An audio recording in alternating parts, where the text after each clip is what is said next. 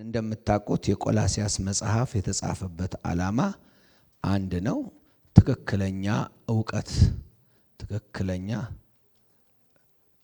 ዕውቀት እንዲያገኙ ነው።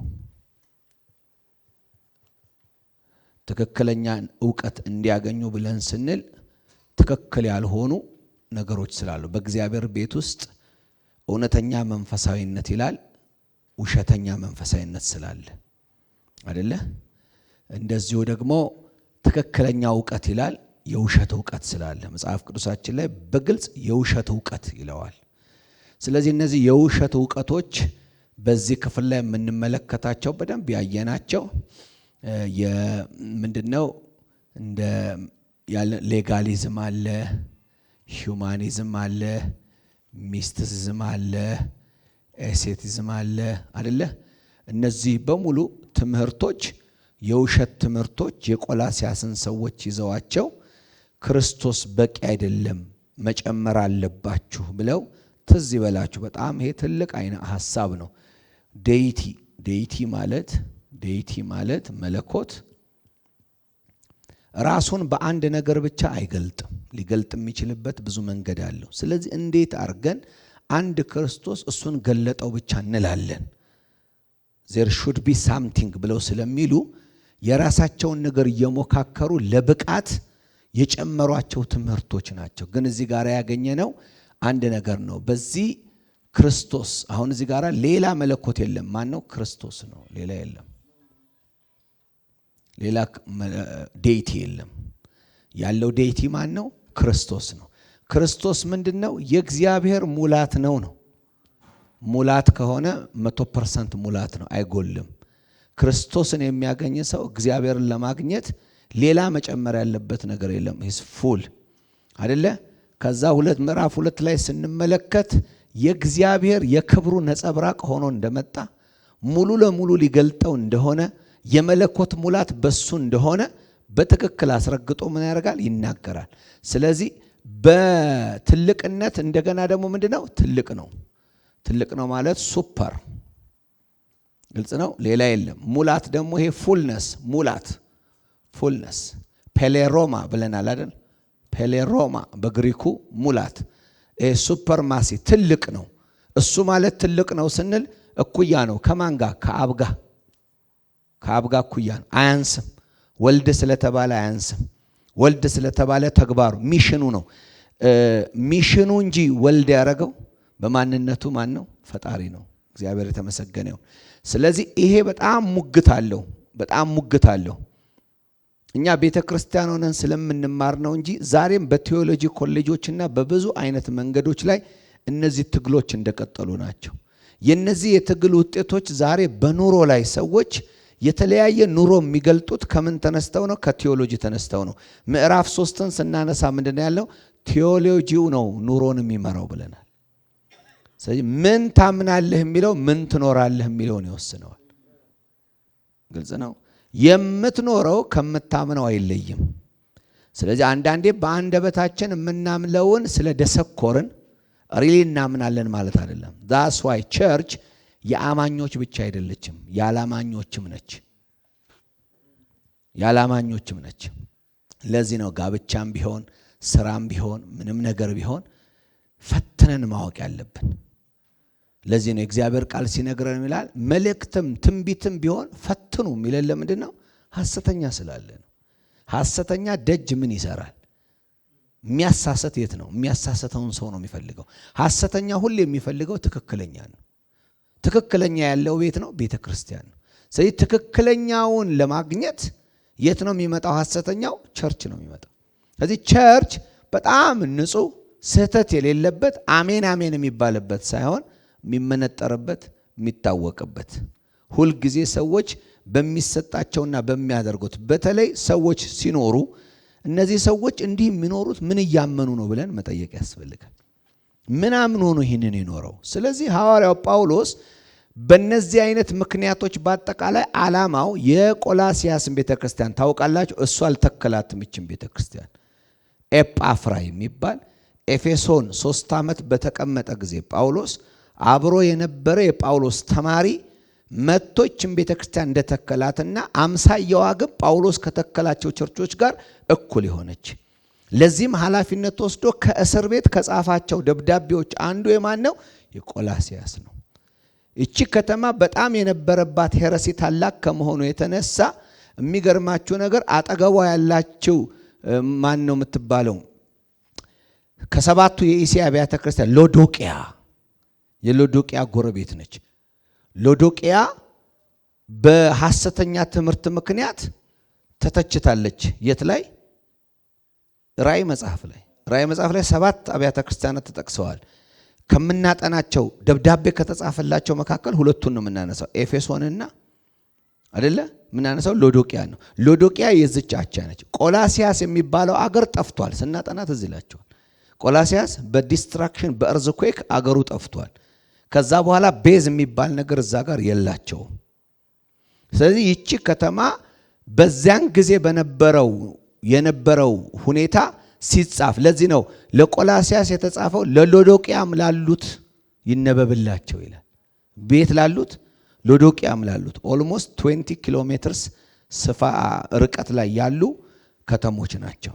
ስለዚህ በእነዚህ ከተሞች ውስጥ የነበረው ተጽዕኖ በተለይ ኢሲያ ያው ይሄ ማይነር ኤዥያ የሚባሉት አገራቶች ናቸው መጽሐፍ ቅዱስ በሙሉ የተተከለባቸው። በተለይ ከአይሁድ ውጪ የሆኑት ከኢየሩሳሌም ውጪ የሆኑት ቤተክርስቲያናት በሙሉ የተተከሉት አሕዛብ ቤተክርስቲያን ከአንጾኪያ ጀምሮ ኤዥያ ማይነር ነው የሚባሉት። በአጠቃላይ በአሁን ሰዓት እነ ኢንዶኔዥያ፣ ቱርክ፣ ግሪክ ምናምን የሚባሉት የአውሮፓ ሀገራቶች በሙሉ የነዚህ ዛሬ የምናጠናቸው አገሮች ቤዝ የነበሩ ወይም ደግሞ መሰረታቸው የነበረ ነው። በሙሉ ግን አማኝ አይደሉም። አሁን ግሪክ በል ቱርክ በል ቱርክ ቶታሊ የሙስሊም ሀገር ነው ዛሬ ቶታሊ።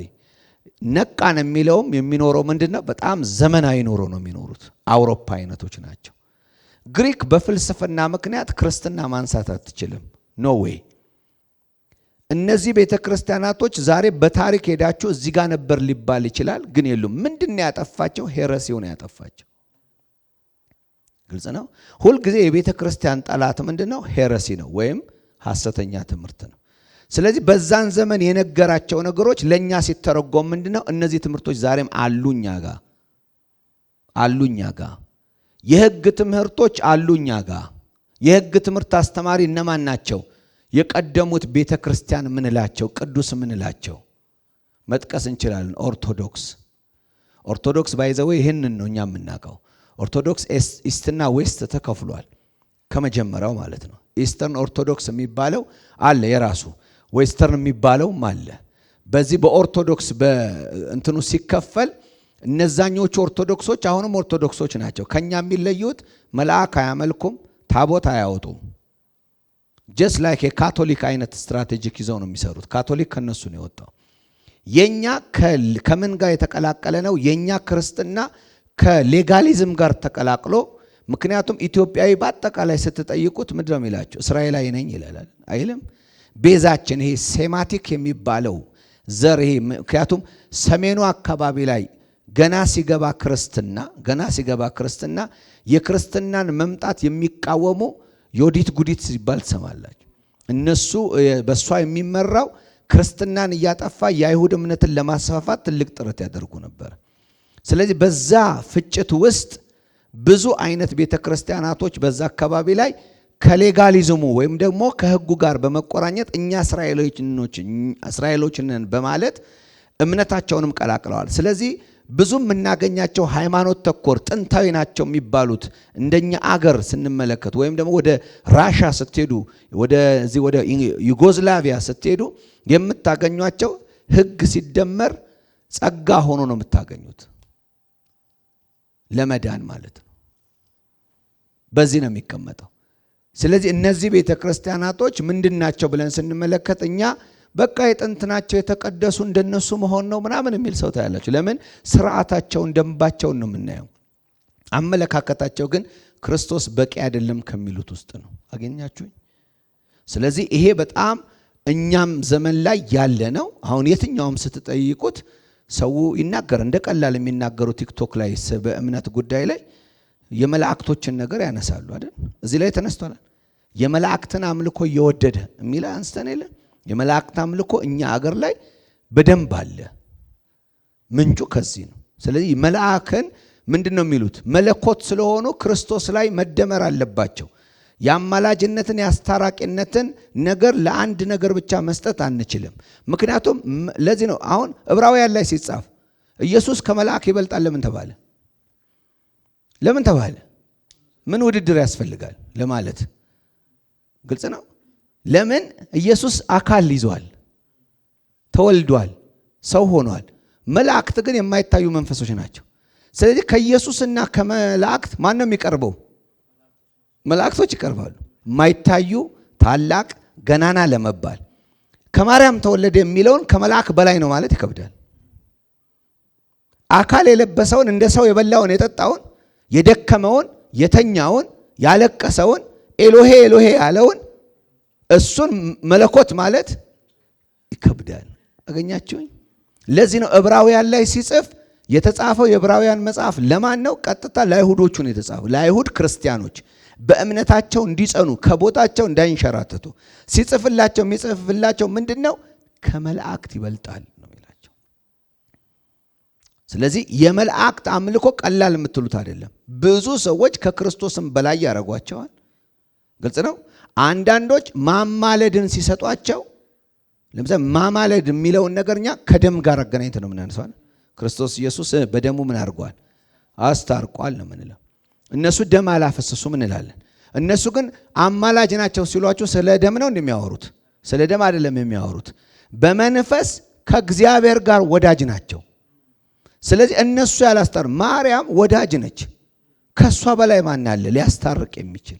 የማስታረቁን በቅርበት በመለኮታዊ ማንነት። ለዚህ ነው ብዙ ሄረሲ አለ። ማርያም አረጋለች ይላሉ አይሉም እንዴ? ይላሉ። ለምን አረገች የሚሉት? ሂውማን አይደለችም ለማለት ነው አይደለ? ለምን ክርስቶስ ነው አረገ የሚለው መጽሐፍ ቅዱስ። ስለሌላ ማረግ ይናገራል? አይናገርም። ስለዚህ ሌላ የተነገረላት ማን ነች? ማርያም ነች። ባይብሉ አይልም፣ እነሱ ግን ይላሉ። ለምን በማረግ ማስተካከል ከሷ ጋር ፈለጉ? ግልጽ ነው። ወደ እግዚአብሔር ካሉ መንገዶች ውስጥ እሷም አለችበት የሚለውን ለማስገባት።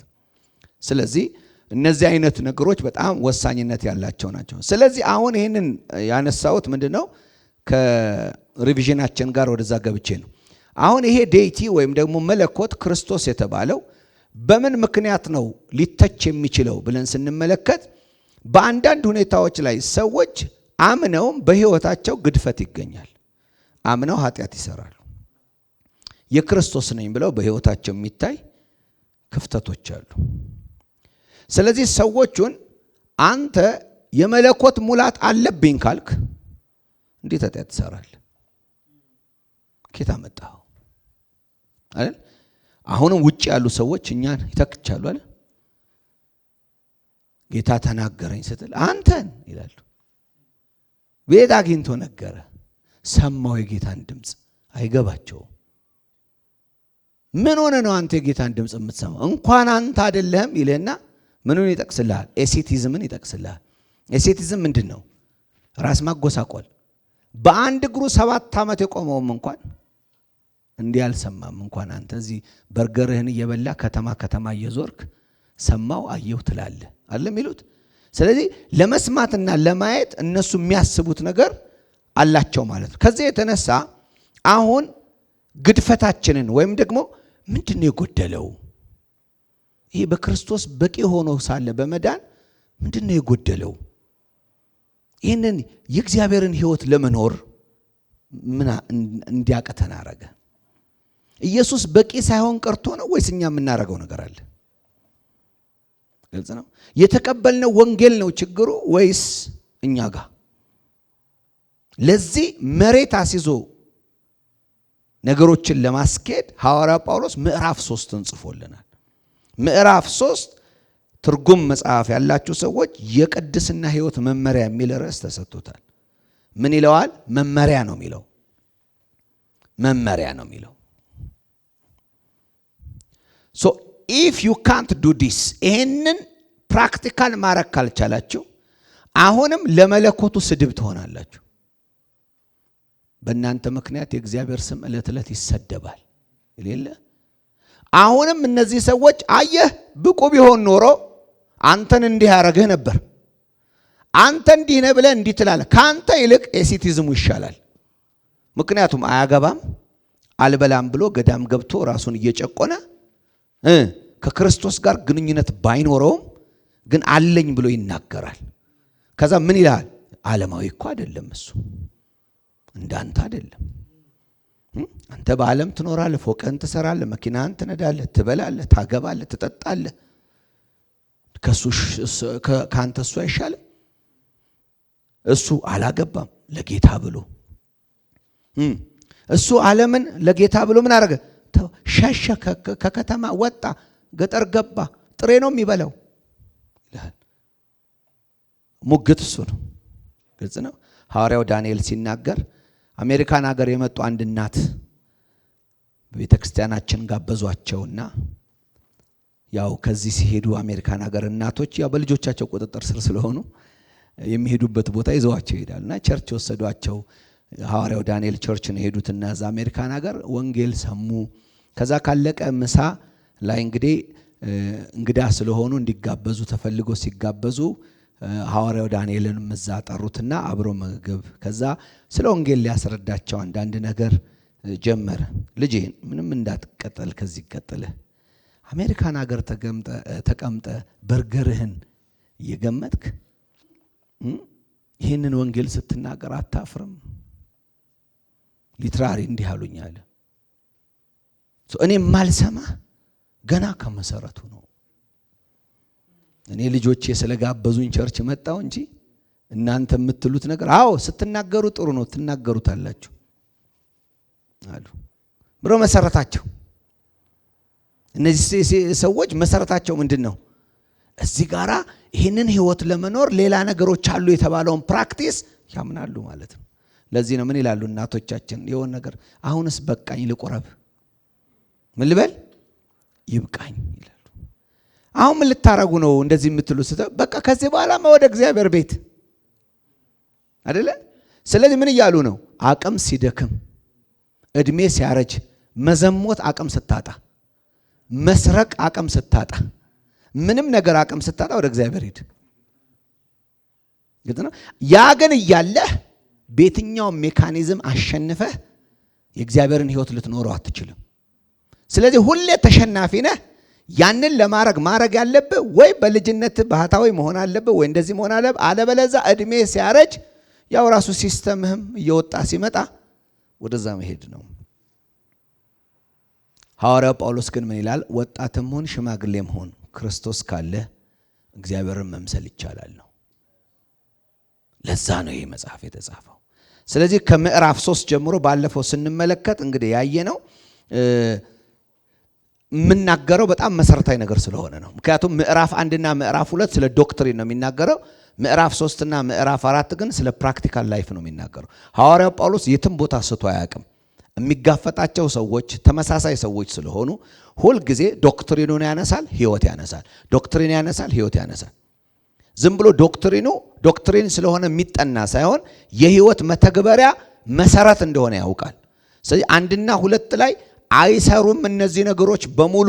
ሙላት ያለው በክርስቶስ ነው፣ መቅረብ ያለው በሱ ነው፣ ሙላቱ የተሰጠው በሱ ነው ካለ በኋላ እዚህ ጋር ምዕራፍ 3 ላይ የሚመጣው በቂ በመሆኑ ምክንያት ሰው መቀደስ ይችላል። ሰው ራይሸስ የሆነ ላይፍ መኖር ይችላል። ግልጽ ነው። ኢምፖሲብል የተባለውን ነገር ይቻላል ነው የሚለው። ለማን ነው አፍ የሚያዘጋው? እነዛም ይሄ ስላልተቻለ ይሄን ማድረግ አለብን ብለው ያሉትን ኖ ምንም ሳታረጉ ክርስቶስ ብቻ በቂ ይሆናል። ከዚህ የተነሳ እንግዲህ ከክርስቶስ ጋር ከተነሳችሁ ክርስቶስ በእግዚአብሔር ቀኝ በተቀመጠበት በላይ ያሉ ነገሮችን እሹ። ሐሳባችሁ በላይ ባለው ነገር ላይ እንጂ በምድራዊ ነገር ላይ አይሁን። ሞታችኋል፣ ሕይወታችሁም ከክርስቶስ ጋር በእግዚአብሔር ዘንድ ተሰውሯል። ሕይወታችሁ የሆነው ክርስቶስ በሚገለጥበት ጊዜ እናንተም በዚያን ጊዜ ከእርሱ ጋር በክብር ትገለጣላችሁ። ስለዚህ ምድራዊ ምኞቶቻችሁን ግደሉ። እነዚህም ዝሙት፣ ርኩሰት፣ ፍትወት፣ ክፉ ምኞት፣ አምልኮተ ጣዖት የሆነ መጎምጀት ናቸው። በእነዚህ ምክንያት የእግዚአብሔር ቁጣ በማይታዘዙት ልጆች ላይ ይመጣል። እናንተም ቀድሞ በኖራችሁበት ሕይወት በዚህ ትመላለሱ ነበር። አሁን ግን ቁጣን፣ ንዴትን፣ ስድብን፣ ሐሜትን፣ አሳፋሪ ንግግር የመሳሰሉትን ሁሉ አስወግዱ። አሮጌውን ሰው ከሥራው ጋር አውልቃችሁ ስለጣላችሁ እርስ በርሳችሁ ውሸት አትነጋገሩ። ይሄ ባለፈው ሄድንበት ነው። ስለዚህ ምንድነው መሰረት የሚያደርገው? ከክርስቶስ ጋር ምን ብላችኋል? ተነስታችኋል። you are not as before አይደለ? በጣም መሰረታዊ ነገር ማንሳት ያለብን እዚህ ጋራ ምዕራፍ 2 ላይ ሲናገር የአለቆችና የባለስልጣናትን ማዕረግ በመክፈፍ በመስቀሉ ድል ነስቶ ይላል። መስቀሉ ምን ቦታ ነው? የድል ቦታ ነው። ብዙዎቻችን መስቀል ላይ የሽንፈት ነው የሚመስለን። ኖ መስቀሉ የምን ቦታ ነው? የድል ቦታ ነው። ምንድነው ድል የተደረገው? ትእዛዛቱ ብልቶቻችንን ሁሉ ይዞ ቀራንዮ መስቀል ላይ ተጠርቋል። አለቆችና ባለስልጣናቶች በእኛ ላይ ስልጣን የሚኖራቸው እኛ ኃጢአተኞች ሆነን ስንገኝ ስለሆነ ኃጢአትን ከነትእዛዛቱ ስለገደለው ማንም ባለስልጣን ነኝ የሚል በኃጢአት ምክንያት ወደ እኔ መምጣት አይችልም። ለዚህ ነው ሰይጣን የተሸነፈ ነው።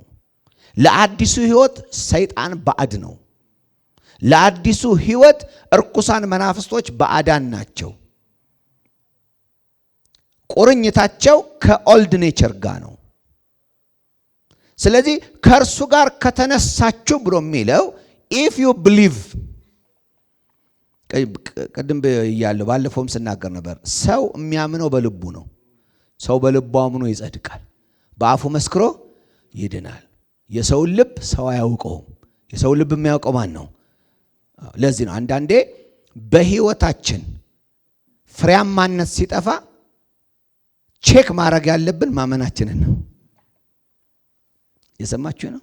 ማመናችንን ነው። ምክንያቱም ትክክለኛ ቴዎሎጂና ትክክለኛ እምነት የሚፈጥረው ነገር ለዚህ ነው ያዕቆብ አሁን ብዙ ሰው ያዕቆብን መጽሐፍ የህግ መጽሐፍ አድርጎ ነው የሚቆጥረው። ኖ ያዕቆብ ካመንክ ስራ አለ ነው የሚለው። ካመንክ ምን አለ? ስራ ከሌለህ አመንኳት በለኝ ነው። መሰረቱ ምንድነው? እዚህ ጋር እንዳለው ከሞትክ ከዚያስ በእግዚአብሔር ምሕረት ከተነሳህ የመነሳቱ ህይወት በአንተ ህይወት ውስጥ በአንዴ ባይመጣም እንኳን ጠረኑን ማግኘት አለብን። ግልጽ ነው። ባለፈው ቃልም በተመለከተ ስናጠና አይደለ? ቡቃያ አይደለ? ዛላ ከዛ በኋላ ሙሉ ሰብል 3 ደረጃ አይደል የሚያሳየን። ስለዚህ ዛሬ ቡቃያ ይሆናል፣ ነገስ ምን ይሆናል? ከዛ በኋላ ምንድነው የሚሆነው? ቡቃያ ከዛ ዛላ ይሆናል። ከዛ በኋላ ምን ሙሉ ሰብል ይሆናል። ዛሬ ሙሉ ሰብል ሆነን ላንታጨድ እንችላለን። ግን ቡቃያ ላይ መገኘት ሜቢ አይደል? ወይም ደግሞ ዛላ ላይ መገኘት አለ። ከነዚህ ከየትኛውም ከሌለ እንጃ የሆነ ነገር መኖር አለበት። ለዚህ ነው አብርሃምን የሚጠቅሰን። አብርሃም አመነ ጽድቅም ሆኖ ተቆጠረለት ካለ በኋላ ስላመነ አብርሃም እምነቱን በስራ ገልጧል። ስለዚህ እዚህም ጋር የሚናገረው ይሄን ነው። ከተነሳችሁ ካመናችሁ እንግዲያውስ አንድ ነገር አለ በእኛ ውስጥ ፍቅር፣ አፈርሜሽን ብለናል ባለፈው። ሰማይን የመናፈቅ ጽድቅን የመናፈቅ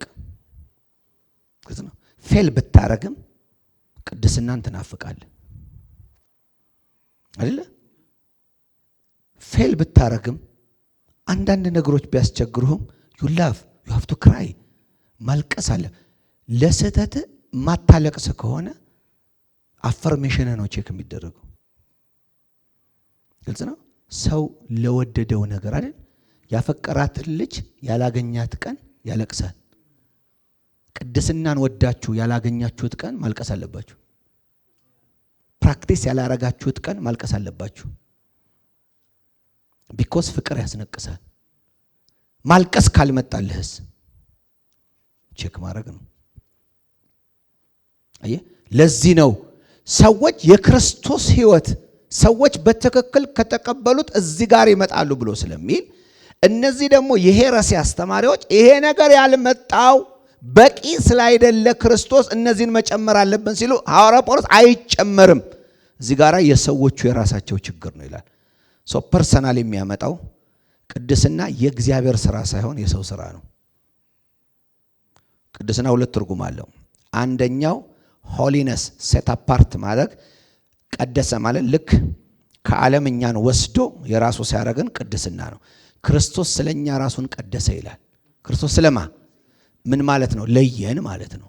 ልክ በቤተ መቅደስ ውስጥ ጭልፋው ስኒው ለእግዚአብሔር አገልግሎት የሚውለው ይልቀደሳል አይደል? ከተቀደሰ በኋላ ሌላ ሊጠቀምበት ይችላል? አይችልም። ልክ እንደዚያ በክርስቶስ ተቀድሰን ከዓለም ወጥተን ብርሃን ሆነናል። እሱ አንድ ቅድስና ነው። እሱ ፖዚሽን ነው። ፖዚሽን ማለት እግዚአብሔር በክርስቶስ ያደረገው ነው። አሁን የምናወራው ሳንቲፊኬሽን ነው። የምናወራው እሱን ነው። እሱን ስናወራ ምን እያልን ነው? በእኛ ህይወት ውስጥ ልናፈራው ስለተገባው ፍሬ ነው። ስለዚህ ሐዋርያው ጳውሎስ ፍሬውን እንድናፈራ የሚናገረው ምንድን ነው? ይሄንን ነው። ስለዚህ እንደዚህ ብዬ ከቁጥር 10 በኋላ ነው የምንሄደውና አንዳንድ ሐሳቦችን እዚህ ጋር ልናገር። አንደኛው ማተኮር መፈልገው አሁንም አፈርሜሽን ነው።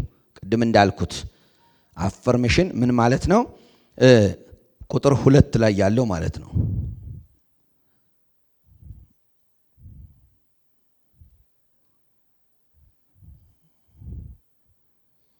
3:2 ላይ በሌላ ክፍል ላነብላችሁ ስለፈለኩ ነው። Set your affection on things above, not on things on earth. ይሄ ኦርደር ነው። ለኔ ነው የሚነግረኝ፣ ለእናንተ ነው የሚነግር፣ ለሁላችን። ሴት ማለት ምን አድርግ? በቃ እዛ ነገር ላይ ፎከስ አርግ። አፈርሜሽን ፍቅርህ፣ መሻትህ፣ መፈለግህ እሱ ላይ ይሁን ነው። ስለዚህ ይሄ ዋናው ነገር ነው። ከዛ ቁጥር 5 ላይ ሞርቲፋይ ይላል። ሞርቲፋይ ማለት ግደሉ፣ ምድራዊ ምናችሁን፣ ብልቶቻችሁን። ብልት ማለት ምድራዊ ብልት ማለት በእኛ ውስጥ ያለው ፍለሽ ስጋ፣ የት ውስጥ ያለው? ነፍሳችን ውስጥ ያለው ተውት። አሁን ተመልከቱ፣ እኛ መንፈስ አለን፣ ነፍስ አለን፣ ስጋ አለን። ስጋችን ግሎሪፋይ ነው የሚሆነው፣ የሚታደሰው በቅጽበት ነው። መንፈስና ስጋ ቅጽበታዊ ናቸው። ሰው ዳግመኛ ሲወለድ ቅጽበታዊ በመንፈሱ ጌታን ያገኛል። ኢየሱስም ሲመጣ በቅጽበት ይሄ ስጋ ይለወጣል። ነፍስ ግን ቅጽበታዊ አይደለም፣ ኑሮ ነው። እዚህ ውስጥ ምን አለ? ፍቃድ አለ፣ ስሜት አለ፣ ዕውቀት አለ። ስለዚህ በዕውቀታችን፣ በስሜታችን እንደገናም ደግሞ እዚህ ጋር ባለን በፈቃዳችን፣ ምክንያቱም የራሳችን ፍቃድ አለ፣ እግዚአብሔር አስገድዷል የማይኖረን። በተለወጥንበት መለወጥ የራሳችንን ነፍስ ወደ እንደዚህ አይነት ነገር የማምጣት ምን አለብን? ኃላፊነት አለብን። ነፍሴ ይላል አለ ዳዊት እንኳን ሲናገር የመድኃኒቴን አምላክ አመሰግነው ዘንድ ምን በይኝ ተይኝ ይላል። ነፍስ ትግል ውስጥ ገባ። ዳዊት ነፍሱ ማን ስለሆነች ነው እንዲህ የሚላት? ዳዊት ነቢይ ነው። ፕሮፌቲካሊ ስለ አዲሱ ኪዳን በጣም ተናግሯል። ግልጽ ነው። ስለ ክርስቶስ ተንብየዋል። ስለ ብዙ ነገሮች ተናግሯል። ስለ መንፈስ ቅዱስ ተናግሯል። ስለዚህ ይሄን ነገር ሲናገር ምን እያለ ነው? በሰው ውስጥ ስላለው ክርክር እያወራ ነው። ተይኝ የሚል ሰው አለ፣ አልተውም የምትል ደሞ አለች። መኖር ይገባኛል የሚለው ነገር አለ፣ እንዳይኖር የሚከለክለው ነገር አለ። ግልጽ ነው። ያኛውን ስንመለከተው የት ውስጥ ነው የምናገኘው? እዚህ ነፍሳችን ውስጥ ነው የምናገኘው። እሱን ነገር ሐዋርያው ጳውሎስ ለኛ ነው የሚተወው። ምን ብሎ ነው የሚተወው? ምድራዊ ነገር ላይ አይሁን ካለ ሰው ክርስቲያን ሆኖ ምድራዊ ነገር ካሰበ ሰው በልቡ እንዳሰበው እንዲሆነው ነው የሚለው ቃሉ። ከሐሳብህ ውጭ መኖር አትችልም። ዝሙት እያሰብክ አለመዘሞት አይቻልም። ሌብነት እያሰብክ አለመስረቅ አይቻልም። ገንዘብ ናፍቆት ናላህን እያዞረው ገንዘብ የሚገኝበትን መንገድ መምረጥ አትችልም። ሴተኛ ዳሪነት ሰው ሊመርጥ ይችላል። ማጅራት መምታት ሊመርጥ ይችላል። ጉቦ ሊመርጥ ይችላል። ለምን? ማግኘት ስላለብኝ ብሎ ስለሚያስብ። ስለዚህ ይሄ ሰው ያደረገው ነገር ሰይጣን አይደለም የሚያሳሳተው። እቺን በጣም ስሙኝ። ሰይጣንን ስራን እናስፈታ። ግልጽ ነው። ኢንፍሉዌንስ ሊኖር ይችላል። ኢንፍሉዌንስ ማለት ተጽዕኖ፣ እሱም ሁላችንም ላይ አይደለም። በዓላማ ሰይጣን ኢንፍሉዌንስ ያደርጋል። አንድ ነገር ውስጥ እንድንገባ ሰይጣን ተጽዕኖ ሊያደርግ ይችላል። ተጽዕኖ አደረገ ማለት የመስበርና የመኖር ግን ኃላፊነት አሁንም አለ። ከዛ በላይ ግን ሰይጣናችን ማን ነው? የኔ ሰይጣን ውስጤ ነው ያለው። የኔ ሰይጣን ደጅ የለም። ውጣ የሚባል ሰይጣን አይደለም የኔ ሰይጣን። ወንዝ ዳር የሚሄድ አይደለም የኔ ሰይጣን። ግልጽ ነው። የኔ ሰይጣን ምኔ ነው? ውስጤ ያለው ሐሳቤ ነው። ግልጽ ነው።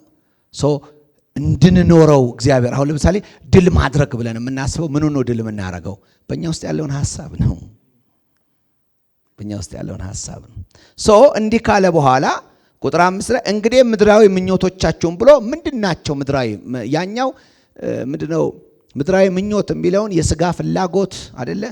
አንደኛ ዮሐንስ ምዕራፍ 2 ቁጥር 15 ላይ የዓይን አምሮት፣ የኑሮ ትምክት፣ የሥጋ ምኞት በሚል በሶስት ይገልጠዋል። ሥጋ የሚመኘው ኑሮ ትምክት ገንዘብ ማለት ነው። ራሱ ገንዘብ ነው። ከዛ በኋላ የዓይን ምን አምሮት። እነዚህ ማማር መፈለግ ምናምን የት ነው ያሉት? ውስጣችን ነው ያሉት። የሚያምረው ሰው ክርስቶስ ስለሌለ ስለማያውቅ አይደለም። ግልጽ ነው። የሚያምረው ነገር ህይወቱን በሙሉ ሊመራው በሚችል ደረጃ አለ። አፌክሽኑ እሱ ስለሆነ ስለዚህ ምን ብሎ ነው የሚናገረው? ዝሙት፣ ርኩሰት፣ ፍትወት፣ ክፉ ምኞት፣ አምልኮተ ጣዖት የሆነ መጎምጀት ናቸው ይላል። እነዚህ በአጠቃላይ ዝሙት ነክ ነገሮች ናቸው። አካልን የሚያረክሱ ናቸው። ከኃጢአቶች ሁሉ አንደኛ ቆሮንቶስ ምዕራፍ 6 ላይ ሲነግረን የዝሙት ኃጢአት ግሬት ሲን ነው። በዚህ ዘመን ደግሞ ሰይጣን በጣም የሚያቀለው እሱ ነው። በጣም ቀላል አይደለም። you will pay the price። ሁሉ ነገሮች ከስጋ ውጭ ይደረጋሉ፣ ዝሙት ግን በስጋ ላይ ነው የሚደረገው ይላል። ሲያገናኘው ምን ያደርጋል? የክርስቶስን ስጋ ወስጄ ብሎ ነው የሚለው። ግልጽ ነው። ስለዚህ የሆነ ምንድነው? የክርስቶስ የሆነ ነገርን ወስዶ ለሌላ መስጠት እንደማለት ነው ብሎ ነው የሚያስቀምጠው። ዲፋይል መሆን፣ መርከስ፣ እዚህ ጋርም ይናገራል። ርኩሰት ይለዋል። መርከስ፣ ረከሰ ማለት የማይበላ የማይጠጣ ሆነ። ግልጽ ነው። አንድ ነገር ሲረክስ ምን ይሆናል? ኤክስፓየር ሳያረግ፣ ምግብ ቤታችሁ ውስጥ ያለው ኤክስፓየር ሳያረግ አይበላም፣ ይጣላል። የረከሰ ነገር ይወድቃል። ግልጽ ነው። ከወደቀስ ገንዳ ላይ ማን ነው የሚውለው? ውሾች አይደለ? የጣልነው ማን ነው የሚጠቀመው? ኦኬ። እኛ እስከረከሰን ማን ነው የሚጠቀምብን? የገንዳው ባለቤት ሰይጣን። ግልጽ ነው። ዩዝ ኢት ይጠቀምበታል። ዲፋይል የሆነ ነው። ስለዚህ እነዚህ ነገሮች በእኛ ውስጥ የዝሙት ሐሳብ፣ የርኩሰት ሐሳብ፣ የፍትወት ሐሳብ፣ ክፉ ምኞት፣ እኔ ክፉ ግልጽ ነው። ክፉ ምኞት ኮንሰርን መጎምጀት ይለዋል። መጎምጀት ክፉ ምኞትን እንዲያውም የጣዖት አምልኮ ነው ይለዋል። እና ምን ይለዋል? መጎምጀት። አንድ ሰው ጎመጀ ማለት ምን ማለት ነው? የሆነ ነገር አይተ ምራቅህ ሲዝረበረብ ማለት ነው መጎምጀት አይደል? አንድ ሰው ምራቁ ከተዝረበረበ ከዛ ሰፈር አይሄድም። አለቀ፣ ጨረሰ። ማይንዱ በዛ ነገር ከተያዘ እዚያ ቦታ ላይ ሂድ ብትለውም አይሄድም። መጋቢም ይሁን ሐዋርያም ይሁን 26 ሰው ከሞትም ያስነሳ ተሰም ነው። whatever he may be። እነዚህ ነገሮች ምንድናቸው? በሰው ውስጥ ያሉ ምንድነው? ሜምበርስ ኦፍ ዘ ባዲ ይለዋል በእንግሊዘኛው። ሜምበርስ ኦፍ ዘ ባዲ የስጋ አካሎች ብሎ ነው የሚያስቀምጣቸው። ስጋ የሚለው ከዚህ ስጋ ጋር እዚህ ስጋ ውስጥ ያለውን በአካላዊ ነገር ቢገልጠውም ስጋ ግን ማለት ካርኔ ብለናል ባለፈው አይደለ? ካርናል ይላል። ካርናል የምንለው ፍለሽን አይደለም፣ ካርናል ማይንድ ነው የምንለው። ስጋዊ አእምሮ ስጋዊ አስተሳሰብ። ስጋዊነት ምንድን ነው? ምድራዊነት። ለመንፈሳዊ ነገር ምራቅ ከሚሞላን ይልቅ ለምድራዊ ነገር ምራቅ ሲሞላን፣ መጎምጀታችን ለሰማይ ነገር ሳይሆን ለምድራዊ ነገር መጎምጀታችን አክቲቭ ሲሆን፣ ለጸሎት ከመጎምጀት፣ ለእግዚአብሔር ቃል ከመጎምጀት፣ የእግዚአብሔርን ነገር ለማድረግ ከመጎምጀት ይልቅ በዚያው አይነት መጎምጀት ሌላ ነገር መጎምጀት። ሁልጊዜ ሰው የሚጎመጅለትን ነገር ያመልከዋል። ሰው እግዚአብሔርን አመልካለሁ ካልከኝ እግዚአብሔርን ትጎመጃለህ ማለት ነው። ጤነኝነት ነው። ምን እንጎመጃለን? ይህንን ነው አሁን ሐዋርያው ጳውሎስ ይህንን ምን ይለዋል? ግደሉ ሲል እንደዚህ አይነቶችን መጎምጀቶች ቀይሯቸው ማለት ነው። እንዴት አርጌ በምን መልኩ እንዴት እችላለሁ ለሚለው ሰው ሐዋርያው ጳውሎስ በደፈናው ዓለም የሚናገረው ይናገራል አይደል? ምን ብሎ ቁጥር 2 ምዕራፍ 2 ላይ ሲናገር ሲቃወመንና ሲጻረን የነበረውን የዕዳ ጽሕፈት ከነህግጋቱ በመደምሰስ በመስቀል ላይ ቸንክሮ ከመንገድ አስወገደው ይላል። ላይ ደግሞ ምን ይላል? በእርሱ ሆናችሁ በእጅ ባልተደረገ መገረዝ ተገረዛችሁ፣ በክርስቶስ መገረዝም የሥጋን ኃጢአታዊ ባህሪ አስወገዳችሁ ይላል። ሥጋ ፕሮዲውስ ማድረግ የሚችልበትን መሰረታዊ ነገር በክርስቶስ ኢየሱስ አማካይነት ምን ብሏል? ተሰቅሏል ነው የሚለው። ከዛ እንዲህ ነው አይደለም የሚለው። በእነዚህ ምክንያት የእግዚአብሔር ቁጣ በማየት ባለፈው አይተናል። እዚህ ጋር የእግዚአብሔር ቁጣ ለሰራው ሰው የሚመጣ ሳይሆን እነዚህ ሄረሲ የሚያስተምሩ ሰዎች በሚያስተምሩት ውስጥ ስለማይችሏቸው አንዳንዶቹን እንደ አንድ ማንነት ይወስዷቸዋል። ስለዚህ ዝሙት ችግር የለውም፣ እንዲማራክ ችግር የለውም። አንድ ሰው ሞክሮ የማይችለውን ነገር ምን ያደርጋል? ያጸድቀዋል አይደል? ስለዚህ እነዚህ ትምህርቶች በተለያየ ነገር ሲሞክሩት አንዳንዶቹ አጽድቀውታል። ስላጸደቁት ችግር የለም፣ በስጋ የምታደርገው ነገር ምንም ነገር አያመጣም፣ ጉዳዩ የመንፈሳዊ ነገር ነው። እግዚአብሔር ይህን ሲናገር ዝሙት እኮ ሲል ከሴት ጋር መተኛት መሰለ የሚል ሰው ገጥሞኛል። እኔ ዝሙት ማለት ከሴት ጋር እኮ አይደለም አምላክ መለወጥ ነው ምናምን ብሎ ስፒሪቹዋል አድርጎ ማምለጥ ይፈልጋል። ለምንድነው እንደዚህ የሚሉት? ሰዎቹ ከህይወታቸው ላይ ሊወገድ ስላልቻለ ስትራግል ስለሚያደርጉበት የራሳቸው መንፈሳዊነት ለማጽደቅ ምን ያመጣሉ? ይሄ ደግሞ የየትኛው ውጤት ነው? የነ ሚስቲሲዝም የነዚህ ውጤት ነው። ያ ነው የሚመጣው። ስለዚህ ክርስቶስ በአካል ከመጣማ ረክሷል ብለው የሚሉትን ሰዎች ይቀላቀልና አካል በሙሉ ርኩስ ነው፣ እኔ ላጸድቀው የምችለው የትም አካል የለም፣ ስለዚህ እኔ ክርስትናዬ ምንም አያረግብኝም፣ ከፈለግኩ አላረጋለሁ፣ በዚህ እግዚአብሔር ምንም አይጠይቀኝም። ዕብራውያን 13 ቁጥር 4 ምን ይላል? ጋብቻ ክቡር ነው፣ መኝታውስ ንጹህ ነው፣ እግዚአብሔር ይልና ይፈርዳል ይላል። በማንና በማ? በሴሰኞችና በአመንዝረኞች ላይ እግዚአብሔር ምን ያደርጋል? ይፈርዳል ይላል። ይስማማል አይልም። ምን ያደርጋል ይላል? ይፈርዳል ነው የሚለው።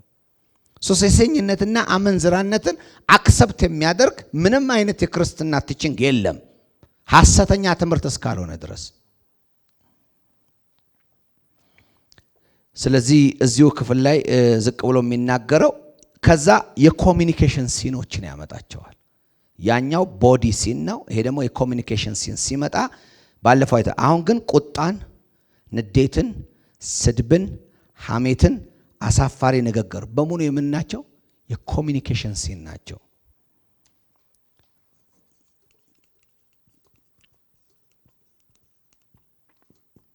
እነዚህ በሙሉ ንግግር ተኮር የሆኑ ናቸው። ብትናደዱ፣ ብታሙ፣ ምን ብትሉ እንደዚህ የሚያደርጉ ሰዎች ፍርድ ይገባቸዋል። በዚህ ነገር የእግዚአብሔር ቁጣ ተገልጧል ካለ በኋላ እናንተ ግን እንደዚህ አይደላችሁ፣ እናንተ ቀድሞ የኖራችሁበት ህይወት ነው፣ ቀድሞ ነበራችሁ እንደዛ፣ አሁን ግን እንደዛ አይደላችሁም ይላቸው። እንዲያውም ይልና አይደለም ይሄ ዲፋይል የሚያደርገውን ዝሙት ቀረብ ያደረገውና የንግግርም ኃጢአት ይላቸዋል። ለሁለት ነው የሚከፍለው። በንግግር ሰው መጉዳት፣ ማማት ግልጽ ነው። አሳፋሪ ንግግር መናገር፣ የሚያሸማቀቅ ንግግር መናገር፣ እነዚህ በሙሉ ኮመንሊ አሁን ቲክቶኩ ምኑም የሞላው እሱ ነው አይደል? ሰው መዘርጠጥ ምንም ነው የማይመስለን። አሁን ሃይማኖት አስተማሪ ነኝ ብሎ ሲዘረጥጥ ታገኘዋል። ሰዎችን በጣም የሚሰድቡ ሰዎች አሉ። የስድብ መንፈስ የሰይጣን መንፈስ ነው። ይሄን ማወቅ አለብን። ይላል አይደል ራእይ ላይ የስድብ መንፈስ ተሰጠው ይላል። የስድብ መንፈስ ከተሰጠው ሰውን ምን ያረጋል ማለት ነው? ባዶ ያረጋል። የሰዎችን ማንነት በማናናቅ ሰዎች ስለራሳቸው ያላቸውን ግንዛቤ ጥሩ እንዳይሰማቸው ያደርጋል። እግዚአብሔር ያንን ምን ያረጋል? ይጠየፈዋል። ስለዚህ ምን ይላል?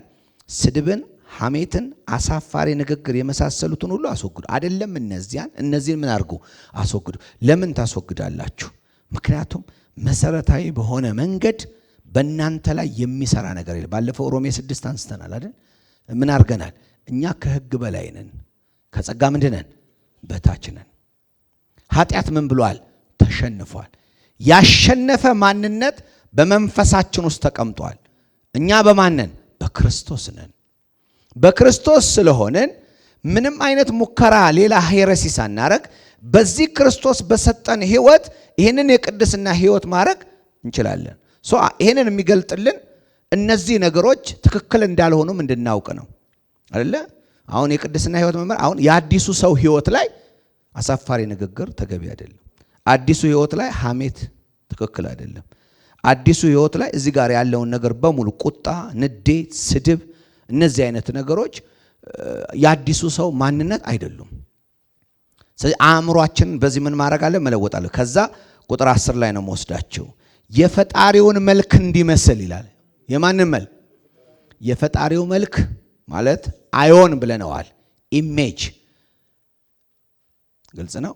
ሁሉ ነገር በእርሱ ተፈጥሯል ብሎናል። ክርስቶስም እግዚአብሔር አባትም ፈጣሪያችን የፈጣሪውን መልክ እንዲመስል በእውቀት የሚታደሰውን አዲሱን ሰው ለብሳችኋል ይላል። በምን? በእውቀት ምን የሚያደርገውን የሚታደሰው ዩሲ እውቀት የሚለውን ነገር በሌላ ኮንኮርዳንስ ላይ ላነብላችሁ ፈልጋለሁ። ቁጥር 10 ላይ and you have put on the new man ይላል። you have put on ማለት already ነው አይደለ? present perfect tense የሚባለው ማለት ነው። once in the past begin ያደረገ ዛሬም ያለንበት ነው። ቢን ሲገባበት ይቀጥላል። you have been ከተባለ የሆነ ጊዜ ተጀምሮ አብሮ የሚሄድ ነው። ብዙ ጊዜ መጽሐፍ ቅዱሶችን ላይ እነዚህ ቴንሶች ወይም ደግሞ የሐላፊ የአሁንና እንደዚህ የሚነገሩ ነገሮች አስተውለን ማየት መቻል አለብን። ስለዚህ you have put on ሲል ኦልሬዲ በክርስቶስ ናችሁ የሚለውን ነው። ከዛስ the new man which is renewed ይላል። መታደስ ነው። ግልጽ ነው። መታደስ የነፍስ አይደለም። መታደስ የስጋም አይደለም። ስጋ በቅጽበት ነው የሚለወጠው አይደለ? በአይናችን ቅጽበት ክርስቶስ ሲመጣ ስጋችን ይለወጣል ይላል። ሙታንም ወዲያው ምን ያደርጋሉ ይላል። የቅጽበት ስራ እንጂ ፕሮሰስ አይደለም የስጋ። መንፈስስ አንድ ሰው ጌታ ኢየሱስን እንደ ግል አዳኙ ሲቀበል ያን ሰው ዳነ እንላለን። ቅጽበታዊ ነው።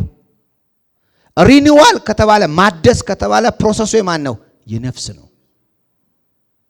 ስቶኪንግ አባውት ስለዚህ ነፍስ ብሎ ሲናገር ምን ይናገራል? ስሜትህን ነው፣ ፍቃድህን ነው፣ ዕውቀትህን ነው የሚናገረው። ግልጽ ነው። ለዚህ ነው አሁን ይሄ ዕውቀት የሚለው እዛ ነፍስ ውስጥ ስላለ ምን እንደሚያረምል ታውቃላችሁ ይላል። ከዛ ሪኒዊንግ ኢን ኖውሌጅ የሚለውን ነገር ኖውሌጅ የሚለው በግሪኩ ኢፒግኖሲስ ይባላል። ኢፒግኖሲስ ማለት ሪኮግኒሽን that is by implication full discernment ማለት ነው። ያ ማለት አዲስ ነገር ማወቅ ሳይሆን የሆንከውን ነገር ዲዘርን ማድረግ ምን ማለት ነው? በክርስቶስ መሆንህን ማወቅ። ባይዘው ነፍሳችን እኛ ካልነገርናት መንፈሳዊን ህይወት አታውቀውም። ነፍስ ምንድነው የሚባለው? አሁን ለምሳሌ ደመ ነፍስ ሲባል ሰው ደመ ነፍስ ማን ያለው? እንስሶች። እንስሳ መንፈስ የለውም። እንስሳና ስጋና ነፍስ ነው እንስሶች። ግልጽ ነው። ስለዚህ በነፍስ ውስጥ ያለው ነገር ብለው ደመ ነፍስ ነው። ደመ ነፍስ ማለት በቃ ምንድነው? ኢንቲዩሽን የሚባለው ማለት ነው። በቃ ንቅት ብለህ የምታረገው ካንተ ጋር ያለ ነገር በቃ ይሄ ምንድነው? ሴት የተደረገ በህይወት ውስጥ ያለ ነገር ነው። አሁን እንስሳ የሚያደርጋቸው ነገሮች በሙሉ እንስሳ ልትተቸው አትችልም። እንዲህ ነው ልትለው አትችልም። ኢንቲዩሽን ነው ያለው። ግልጽ ነው። ለዚህ ነው እንስሳ አሁን ሴክስ ሲያደርግ ልሸፈን አይልም ይላል። በየሜዳ ላይ ያደርጋል። ምንም ነገር የለውም። ግልጽ ነው። እግዚአብሔራዊ ባህሪ የለውም። እግዚአብሔር ለሰው ያካፈለውም እንደዚህ አይነት መለኮታዊ ነገሮች የለውም። ያለው ምንድነው? ደመነፍስ ብቻ ነው ያለው። ስለዚህ በደመነፍስ አሁን ለዚህ ነው ፍጥረታዊ ሰው ይላል አይደል? ለእግዚአብሔር ነገር ምንድነው? ሞኝ ነው። ፍጥረታዊ ሰው መንፈሱ ዳግመኛ ስላልተወለደ ኢስ ሊቪንጉ እንደምንድን ነው? እንስሳ። ለዚህ ነው ጴጥሮስ ላይም ሲናገር እንስሳን መሰሉ ይላል። ይሁዳ ላይም ሲናገር ሰዎቹን እንስሳ መሰሉ ይላል። እንስሳ መሰሉ ማለት ከእግዚአብሔር ጋር ያላቸውን ኮኔክሽን ምን አላረጉም? ዲና ያርገውታል። የተጠሩበትን የተወለዱበትን ነገር አላወቁትም ማለት ነው። እዚህ ጋርም ሲናገር አክኖሌጅመንት ነው። ኖውሌጅ የሚለውን እውቀት የሚለውን ሳይሆን ኢፒግኖሲስ ማለት አክኖሌጅ ማድረግ። ሐዋርያው ጳውሎስ ስለተነሳችሁ የሚለው እሱን ነው። ምን ስላረኩኝ? ስለተነሳው። ክርስቶስ የኃጢአትን ዋጋ ስለከፈለ በኃጢአት እንድቀጥላለም የተከፈለው አክኖሌጅ ማድረግ አለብኝ። ለዚህ ነው እምነታችን ላይ ስንጀምር ክርስቶስን አክኖሌጅ ካደረገን ክርስቶስ ዋጋ ለከፈለበት ነገር ደግመን አንሄድም። እነዚህ ይላል ክርስቶስን ደግመው ይሰቅሉታል አይልም? ክርስቶስን ምን ደግመው ለምን ነው የሚሰቅሉ? ለምን ደግሞ ይሰቀላል? ግልጽ ነው። ኃጢአት አልተወገደም ማለት እኮ ነው ደግሞ ከተሰቀለ። እነዛ ሰዎች ደግሞ መሰቀልን እስኪያመጣ ድረስ የተተቹበት ነገር ምን አድርገዋል ማለት? የመስቀሉን ስራ ዲፋይል አድርገውታል፣ ባዶ አድርገውታል። ስለዚህ አንድ ሰው ክርስቲያን ሲሆን አክኖሌጅ ያደርጋል። ምን አክኖሌጅ የሚያደርገው? ክርስቶስ በስጋው ወራት ደሙን አፍሶ የኃጢአትን ዋጋ በከፈለ ጊዜ የቀደመውን ሰውነት በሙሉ ምን እንዳደረገው? እንደሰቀለው። ኃጢአታዊ ባህሪ ምን እንዳደረገ? ከኛ እንደተገረዘ። ልክ ተገርዘው አይሁዲ እንደሚሆኑት ሁሉ አብርሃም እንደተሰጠው ትእዛዝ በክርስቶስ አማካኝነት በመስቀሉ አሁን መስቀሉ የኛ ምንድነው? መገረዛችን ነው። ክርስቲያን የሚገረዘው በክርስቶስ ኢየሱስ ሲያምን በመስቀሉ ስራ ነው። ግርዘት ካለ ደም አለ። ግርዘት ካለ ምን አለ? ደም የት ላይ ነው ያለው? መስቀል ላይ ነው ያለው። ግልጽ ነው። ስለዚህ ግርዘት ትንሣኤ ላይ የለም። ትንሣኤ ላይ አዲስ ሰው ነው። ግርዘት የት ላይ ነው ያለው? መስቀሉ ነው። ምንድነው የተገረዘው ካለን ኦልድ ኔቸሮቻችን በአጠቃላይ ተወገደ በክርስቶስ አማካኝነት። ስለዚህ ምንድነው የሚለው? አክኖሌጅ ማድረግ፣ ኤፒግኖሲስ ማድረግ ያስፈልጋል። አንድ ሰው ይህንን ኑሮ ለመኖር ይህንን የክርስትና ኑሮ ለመኖር የሚያስፈልገው ነገር ዳግመኛ አስሬ መወለድ አይደለም። ዳግመኛ እየጮኸ ማረኝ ማለት አይደለም። እግዚአብሔር አሁን የምህረትም ጉዳይ አይደለም። አሁን ሰዎች አይለወጡም አይደል? የንስሐ ፕሮግራም ግን አላቸው ብዙ። በየአደባባዩ ውሸት ነው። አይለወጡም። ዘረኞች ሆነን ሰውን እንዲያርገን ገለን ይላሉ አይደል? ከዛ ሰው እሺ ምን ይሁን? ንስሐ አይደለም። አክኖሌጅ ዘ ክራይስት ፕራይስ፣ የክርስቶስን ስራ እውቅና መስጠት ነው። ግልጽ ነው። የተሰራውን ስራ ማወቅ ነው። አዲስ እንደሆንን ማወቅ ነው። ነፍሳችንን በእግዚአብሔር ቃል ምን ማድረግ ነው? ማደስ ነው። ፕሮሰስ ነው። ስራ ነው። አንድ ሰው ከዛሬ ጀምሮ ዘረኛ አልሆንም አይልም። ዘረኛ የሆነ ሰው ይላል? አይችልም። እሱም ማድረግ ከፈለገ ምን ያስፈልጋል? አክኖሌጅመንት ያስፈልገዋል። ማይንዱን መቀየር አለበት። ሮሜ መጽሐፍ ምዕራፍ 12 ቁጥር 2 ምንድን ነው የሚለው? እሱን አለ የሚለው በአእምሯችሁ መታደስ ተለወጡ እንጂ ይህንን ዓለም አትምሰሉ። ተለወጡ ነው የተባለው። ተለወጥ ተባልክ እንጂ የንስሐ ፕሮግራም አዘጋጅ አልተባልክ። መለወጥ ስትችል መለወጥ መማር የንስሐ ፕሮግራም ይሄ የተለመደ ነው። በቃ ይሄ የተለመደ ነው። ለአንዳንዶችም ቢዝነስ ነው። ስለዚህ በየቦታው የንስሐ ተመልሶ ቤተ ክርስቲያን ግን የሚያስፈልጋት ምንድነው? አክኖሌጅመንት። ጳውሎስ የሚለው እሱን ነው እዚህ ጋር የሚናገር አክኖሌጅ ማድረግ። ከዛን የፈጣሪውን መልክ እንዲመስል በእውቀት የሚታደሰውን አዲሱን ሰው ትለብሳላችሁ አለ። ለብሳችኋል። ክርስቶስ አላችሁ፣ ለብሳችኋል። ዳግመኛ ተወልዳችኋል። አሮጌው ሰው ተወግዷል። አዲሱን ለብሳችኋል። ሶ ዩ ካን ዱ ኢት፣ ልታረገው ትችላለህ። ምንድነው የሚያስፈልግህ? የፈጣሪውን መልክ እንዲመስል የተሰጠ አዲስ የላይፍ ፓተርን ኒው ላይፍ አለ። ያንን ላይፍ ምን አድርገው? በአእምሮህ አክኖሌጅ አርገው፣ ፍቃድህ አርገው፣ ስሜትህ አርገው። አፌክሽን ይኑርህ ከሱ ጋር ነፍስ ላይ ስራ አፌክት ያርግህ። ግልጽ ነው። ስሜቴ ስለሌላ ሆኖ ግልጽ ነው። ዘር በተነሳ ቁጥር እየተንገበገበ ስሜቴ የሚነካው በዘር ጉዳይ ሆኖ ንስሐ ብዬ አደባባይ በወጣ ትርጉም የለውም። ስሜቴ ለሰማያዊ ወንድሜ ነው። በክርስቶስ አብረን ሆነናል። አይሁድ የለም፣ ግሪክ የለም፣ ስኩቴክስ የለም፣ ነፃ ሰው የለም፣ ባሪያ የለም፣ ሁሉ በክርስቶስ ነው ይላል። ዝቅ ብሎ እኮ አይደለ እዚሁ ላይ ይናገራል። ይላል እኮ በዚያ ይላል ግሪክ፣ ይሁዲ፣ የተገረዘ፣ ያልተገረዘ፣ አረማዊ፣ ስኩቴክስ፣ ባሪያ፣ ጌታ ብሎ ልዩነት የለም። ነገር ግን ክርስቶስ ሁሉ ነው፣ በሁሉ ነው። ይህንን አክኖሌጅ አርግ። ስሜትህ ለዚህ ይሁን፣ ዕውቀትህ ለዚህ ይሁን አይደለ? ከዛስ ፍቃድህ ለዚህ ይሁን። ካልሆነ ይህንን አትኖረውም። በቃ አይኖርም። እንዴት ይኖራል? ጸሎት ጸልዩ አይደለም የሚለው ይላል። አሁን እዚህ ጋር ጸልዩ ይላል አይልም። ለምን እንደሚጸልይ ማወቅ አለብን። ምን ላይ ምን ማድረግ እንዳለብን we have to know that ማወቅ አለብን። እግዚአብሔር የተመሰገነ ይሁን። ከዛ አሁን እዚህ ጋር የሚናገረው አንድ መልክ ነው ያለው። ስንት መልክ ነው ያለው? የፈጣሪ መልክ ነው ያለው። የፈጣሪ መልክ የአይሁድ መልክ አይደለም፣ የግሪክ መልክ አይደለም፣ የጨዋ ሰው መልክ አይደለም፣ የባሪያ መልክ አይደለም። አንድ መልክ ነው። ያ መልክ የኔና የናንተ መልክ እንዲሆን ነው። ያ መልክ የዝሙት መልክ የለውም። ያ መልክ የዘረኝነት መልክ የለውም። የሌብነት መልክ የለውም። አሳፋሪ ንግግር መልክ የለውም። ተሳዳቢ መልክ አይደለም። አዋራጅ አይደለም። ቅድም እንዳለው ሐሜተኛ አይደለም። ይሄ መልክ የሐሜት መልክ የለውም። ስለዚህ ይሄ መልክ ሲጠፋ ይሄ መልክ እንዲመጣ ባህታዊ መሆን አይደለም ያዋጣው። ባህታዊነት የሚረዳህ ምንህን ነው? ስጋህን ነው የምታስርበው። ነፍስህ አይራብም። የነፍስ ፍላጎት በስጋ መራብ አይካስም። ነፍስ ዕውቀቷን ነው የምታራምደው። ቢደክምም ሰውነት ዕውቀቷን ነው። ሰው የፈለገ ደክሞ የሞት አፋፍ ላይ እያለ የሚያወራው ምኑን ነው? ውስጡ ያለውን ዕውቀት ነው እኮ የሚያወራው። ሌላ ያወራል? በቃ አይቀይርም። እንዴት ይቀይራል? ዕውቀቱን ነው የሚያወራው። የነቃበትን የኖረበትን ትክክል ነው የሚለውን። ለዚህ እኮ ነው አንዳንድ ሰዎች የሞት አፋፋቸው ላይ ሆነው በቃ ደክመዋል፣ ሐሳብ ይቀይራል ብለው አንዳንድ ጌታ እንዲቀበል ወይ ምናምን የሆነ መልእክት ሊሰጧቸው ሄደው ሲያናግሯቸው ጭራሽ ይሰድቧቸዋል። ጥፋልኝ ምን ይሏቸዋል። ግልጽ ነው።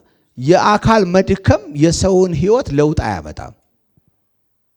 ለውጥ ከስጋ መድከም ጋር የተገናኘ ነገር የለውም። እሺ እንግዲህ ይላል ቁጥር 12 የተቀደሳችሁና የተወደዳችሁ የእግዚአብሔር ምርጦች እንደመሆናችሁ። አያችሁ፣ እንደመሆናችሁ። ማነህ አንተ? የእግዚአብሔር ምርጥ ነህ። ማነህ አንተ? የተቀደስክ ነህ። የተቀደስክ ማለት ነው የተለየ ሴት አፓርት የተደረግክ ነህ አይደለ? ለርስቱ የተለየ ወገን፣ ቅዱስ ሕዝብ፣ ካህናት አደረገን ነው የሚለው። ይሄን ያረገን ዋጋውን ከፍሎ ነው። ክርስቶስን ስናምን ያ ያመንነው ጌታ እኛን ምን አረገን? ከዓለም ለየን። ምን አረገን? ለርስቱ ለየን። ቅዱስ ሕዝብ አደረገን አይደለ? የእርሱም በጎነት ተናጋሪ አረገን። ስለዚህ ይሄ የሚናገረው እዚህ ጋር ምናችንን ነው የሚናገረው? ሴት አፓርት መሆናችንን መለየታችን ነው የሚናገረው። ስለዚህ እዚህ ጋርም እንደሆናችሁ ይልና ከዛ ልበሱ ይላል። ርህራሄን፣ ቸርነትን፣ ትህትናን፣ ጨዋነትን፣ ትዕግስትን ልበሱ። ልበስ አንድ ሰው ካለ ልብስህን ልበስ እንጂ ሰው ካለ ኦልሬዲ ልብሱ ተገዝቷል ማለት ነው አለ። ልብሱ ባይኖርስ መቼ ነው ልብሱን የምትገዛው ነው ይባል። መቼ ነው ልብሱን የምትገዛው? አሁን እየተባለ ያለው ልበሰው ነው አለህ ነው። ክርስቶስ ካለህ ይሄ ህይወት አለ። ክርስቶስ ካለህ እግዚአብሔር በክርስቶስ አማካኝነት አሮጌውን ሰው አስወግዶ አዲሱን ሰጥቷል። አዲስ ውስጥ ምን አለ? ርህራሄ አለ፣ ቸርነት አለ፣ በጎነት አለ። አዲስ ውስጥ ምን የለም? አዲስ ቀማኛነት የለም፣ ተሳዳቢነት የለም፣ ዝሙት የለም። አዲስ ውስጥ አሮጌው አልፏል፣ እነሆ ሁሉ ምን ሆኗል? አዲስ ሆኗል ይላል። አሮጌው ካለፈ እንግዲህ ኦፕሬት ማድረግ አይችልም፣ አቅም የለውም፣ በእኛ ውስጥ መስራት አይችልም። ስለዚህ መስራት ካልቻለ ምን ማድረግ አለብን? የተሸነፈ ነው። ባለፈው ነግሬያቸዋለሁ። መርዙ ከወጣ በኋላ እባብ ጌጥ ነው። መርዙ ከወጣ በኋላ እባብ ምንድነው? ጌጥ ነው። ከነ መርዙ ግን እባብ ምንድነው? ተናዳፊ ነው። ለክርስቲያን ኃጢአት መርዙ እንደወጣ ነው። ልታሸንፈው ትችላለህ። you can handle it። ግልጽ ነው። ክርስቶስ ኢየሱስ መስቀል ላይ በሰራው ስራ ምን አድርጎታል? ዲስአርም አድርጎታል። ዲስአርም ማድረግ ምን ማለት መሰላችሁ? እጅህ ላይ ያለውን መሳሪያ ማስጣል። ለምሳሌ መዋጊያን ይላል እኮ ምን እዚህ ቆላስያስ 2:15 ላይ ያለውን አለቆችንና ስልጣናትን በሙሉ ድል ነስቶ የሚለውን ዲስአርም አረጋቸው ነው የሚለው። አርምድ መሆን ማለት ለመተኮስ ሁሉን ነገር መሳሪያ መያዝ ነው። ዲስአርም ማድረግ ማለት መሳሪያን ማራገፍ ነው። ግልጽ ነው። አስፈታህ መሳሪያን ማለት ምንም ነገር ለማድረግ እንዳትችል ማድረጊያን ወሰደው ማለት ነው። ለኛ ኃጢአት ጉልበት ያለው አቅም ያለው አስደራጊ አይደለም። ለዚህ ነው በኃጢአት ላይ ነግሳችኋል የሚለን። እየሰማችሁ ነው። ስለዚህ እዚህ ጋር ሲናገር የሚነግረን ነገር እሱ ነው። የተቀደሳችሁ ምርጦች ስለሆናችሁ ርህራሄን፣ ቸርነትን፣ ትህትናን፣ ጨዋነትን፣ ትዕግስትን ልበሱ። አርምድ ሁኑ። በዚህ አሁን የእናንተ አሁን ለምሳሌ የሆኑ ወታደሮች የተገዛላቸው አንድ መሳሪያ አለ አይደለ? ሌሎች ደግሞ የተገዛላቸው አለ አይደል? ስለዚህ ልዩ የሆነ አሁን ልብስ መጥቶልናል እኛ። አሜን። አሁን የሐሜት ልብስ ነው የለኝም። የሐሜት ልብስ የለኝም። የአሳፋሪ ንግግር ልብስ የለኝም። የዝሙት ልብስ የለኝም። በክርስቶስ የተገዛልኝ አዲሱ ልብስ የርህራሄ ልብስ ነው። እስቲ አሜን። የቸርነት ልብስ ነው። የበጎነት እሱ ልብስ ነው የተገዛልኝ። እሱን ልብስ ማድረግ አለብኝ። ኢየሱስ እኮ ገበያው ላይ ሄዶ ነው እኮ የገዛው። ስሙ የተባረከው አይደለ? እርቃኑን ሆሎ ተዋርዶ የሚከፈለውን ሁሉ ዋጋ ከፍሎ ደሙን አፍሶ እኮ ነው የገዛው። ስለዚህ ለምርጦቹ ምርጥ ልብስ ገዛላቸው። ለምርጦቹ ምን ተገዛላቸው? ምርጥ ልብስ ተገዛ። ያንን ልብስ ምን አድርግ? ልበስ። ኢየሱስ ጌታ ነው።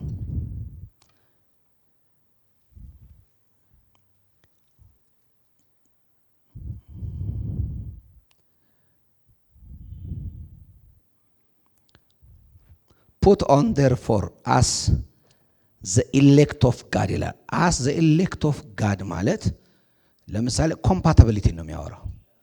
ለምሳሌ ማች የማያረግህን አይደለም። ግልጽ ነው። ላንተ በመጠን የተገዛውን ልብስ ትለብሰዋለህ። የማይመጥንህን ግን መልበስ አትችልም። ስለዚህ ልብሱ ስለሚመጥንህ አስ ነው የሚለው አይደለ? እዚህ ጋር እዛም ጋር በአማርኛው እንደሱ ነው የሚናገረው። as the elect of God holy and beloved እንደተወደደና ቅዱስ እንደሆናችሁ bowls of mercies የምህረት ምን bowls ይለዋል? የምህረት ዕቃ ቦል እንላለን። ወጥ ማውጫ ምናምን ነገር ቦል እንላለን። እንግሊዝኛው ላይ እንደሱ ነው የሚያስቀምጠው። bowls of mercies የሆነች አንድ ሲንግል ሜርሲ ምንላት ሳይሆን አይደለ? አንዳንድ ጊዜ ምህረት ሜርሲ የምናረግበት ማአት ነገር አለ አይደለ? ስለዚህ ዕቃው መሙላት አለበት። እኛ ጋር ያለው ምን ያለ ነው? በምህረት የተሞላ የምህረት ዕቃ ነው ያለኝ እንጂ አንዲት ምህረት የለችኝም። ገባው ሰው አለ? የምህረት ምንድነው ያለኝ? ዕቃ ነው ያለኝ። ለዚህኛው ጉዳይም ለዛኛውም ጉዳይ ላወጣው እንድችል ተደረገ ነው የተሞላሁት። ክብር ለእግዚአብሔር ይሁን። ስለዚህ እሱን ይናገራል። ጨዋነት ይለዋል። ጨዋ ኮንቴክስቹዋል ነው። ጨዋነት የተገባ እኔ ይሄንን በምን አነሳዋለሁ መሰላችሁ? እናንተን ላለማሰናከል የምኖረው ኑሮ በአጠቃላይ ጨዋነት ነው። ሰው ጨዋነትን ለመኖር የሚጠቅመውንም ይተዋል። ለዚህ ነው ጡቷን ጥላ መታ እንደዚህ አትምጪ ስትባል ስለ ክርስትና ነፃነት የምታወራው ጨዋ ስላይደለች ነው። ጨዋ ብትሆን ለሌሎች ስትል መልበስን ትመርጣለች። ሐዋርያው ጳውሎስ ስጋ ያልበላው ስጋ ስለማይጠቅመው ሳይሆን ስለ ሌሎች ሲል ነው። ግልጽ ነው። ስለዚህ ኮንቴክስቹዋል ነው። ጨዋነት ማለት ለአንድ ለምንኖርበት ማህበረሰብ የተገባውን ሞራል ነው የሚባለው ነገር ለማድረግ ያ ነገር ዋጋ ባያስከፍልም ጥቅም ቢያስተውም መተው ያለብን ነገርም ቢኖር እስከ መተው ድረስ የሚያደርስ ማለት ነው። ትሁት ማን ነው? ትሁት ማለት የሌለው ሰው አይደለም፣ እያለው የማይጠቀም ማለት ነው አለ። ትሁት ማለት ምን የሚያደርግ እያለው የማይጠቀም የሌለው ሰው ትሁት ነው በዛ ነገር አይባልም። ትሁት ማለት ፈቅዶ ዝቅ የሚል ማለት ነው። ኖሮት እንደሌለው የሚሆን ማለት ነው። ስለማ ስለሌላው ሲል ትህትና ስለማን ነው? ስለሌላው ስንል የምናደርገው እነዚህ ነገሮች በአጠቃላይ ልበሷቸው ነው የሚለው። forbearing one another and forgiving one another if any man have a quarrel against any, even as Christ forgave you, so also do ye ይላል። ክርስቶስ ምን እንዳደረገ እንደማራችሁ ቀጥሎ ያለው ቃል ነው። እርስ በርሳችሁ ተቻቻሉ፣ ከእናንተ አንዱ ሌላውን ላይ ይቅር የተሰኘበት ነገር ቢኖር ይቅር ተባባሉ። ጌታ ይቅር እንዳላችሁ እናንተም ሌላውን ምን በሉ? ይቅር በሉ። ስለዚህ መሰረቱን ያስቀምጣል። ጌታ ይቅር ብሎሃል። ጌታ ይቅር ያለው ማንን ነው ካልን በክርስቶስ ያመነውን ሰው። ለምሳሌ እንደዚህ እንላለን። አሁን ሁሉንም ሰው ጌታ ይቅር አላለም። ይቅር እግዚአብሔር ያለው በቀራንዮ መስቀል ፖቴንሻል ነው። ፖቴንሻል ይቅርታ የት ነው ያለው? መስቀል። የተቀበሉት ግን ፖቴንሻል አይደለም። ምን ሆኗል? አክቹዋል ሆኗል። ለኛ ያሱ ምን ሆኖልናል? አክቹዋል ሆኖልናል። ስለዚህ አክቹዋል ከሆነልህ ምን ሆነሃል ማለት ነው? ይቅርታን ወስደሃል። ይቅርታ ከወሰድክ ይቅርታ የምታረግበት አቅም አለ። ግልጽ ነው። አቅም አለን። ያንን የወሰድነው መቼ ነው? ክርስቶስ ኢየሱስን እንደ ግል አዳኛችን አድርገን ስንቀበል። ያንን የወሰድነው በጌታ በኢየሱስ ክርስቶስ ስናምን እሱን ወስደናል። ስለዚህ አሁን የሚነግረን ይቅር ልል አልችልም ብትለው ኖ ይቅር ማለት አትችልም። ወስደህ የለ እንዴ ነው ወስዳ። ስለዚህ ምን አርግ ማለት ነው? ወደ ነፍስህናና አክኖሌጅ አርግ። ስሜትህን፣ ፍቃድህን፣ ዕውቀትህን በይቅርታ ዙሪያ ምን አርግ? አሰልጥን። ይቅር ባለ ማለት መታመምህን አስወግድ። ይቅር በማለት ደስታን ፍጠር። ግልጽ ነው። ይቅር በማለት ምን ፍጠር? ደስታን ፍጠር። ስለዚህ ህመም አለ። ህመም ስላለ ያንን ምን አርግ? ፍጠር፣ አድርግ። ግን ምን ታረጋለህ? ትችላለህ። እነዚህ ሁሉ ላይ ሁሉን በፍጹም አንድነት የሚያስተሳስረውን ፍቅርን ልበሱት ይላል። ምንን ልበሱት? አሁንም ፍቅርን ልበሱት ማለት ፍቅር ተገዝቷል። ፍቅር የአዲሱ ሰው ምኑ ነው? ማንነቱ ነው፣ ልብሱ ነው። ማን የገዛለት? ጌታ ነው የገዛለት። አንደኛ ቆሮንቶስ ምዕራፍ 13 ላይ ይናገራል። ስለዚህ ፍቅር አጋፔ ስለሆነው ፍቅር ይናገራል። እንደገና ሮሜ 5:5 ላይ ይናገራል። የእግዚአብሔር ፍቅር በልባችን ስለፈሰሰ ተስፋው አያሳፍርም ይላል። የእግዚአብሔር ፍቅር መቼ ነው የፈሰሰው?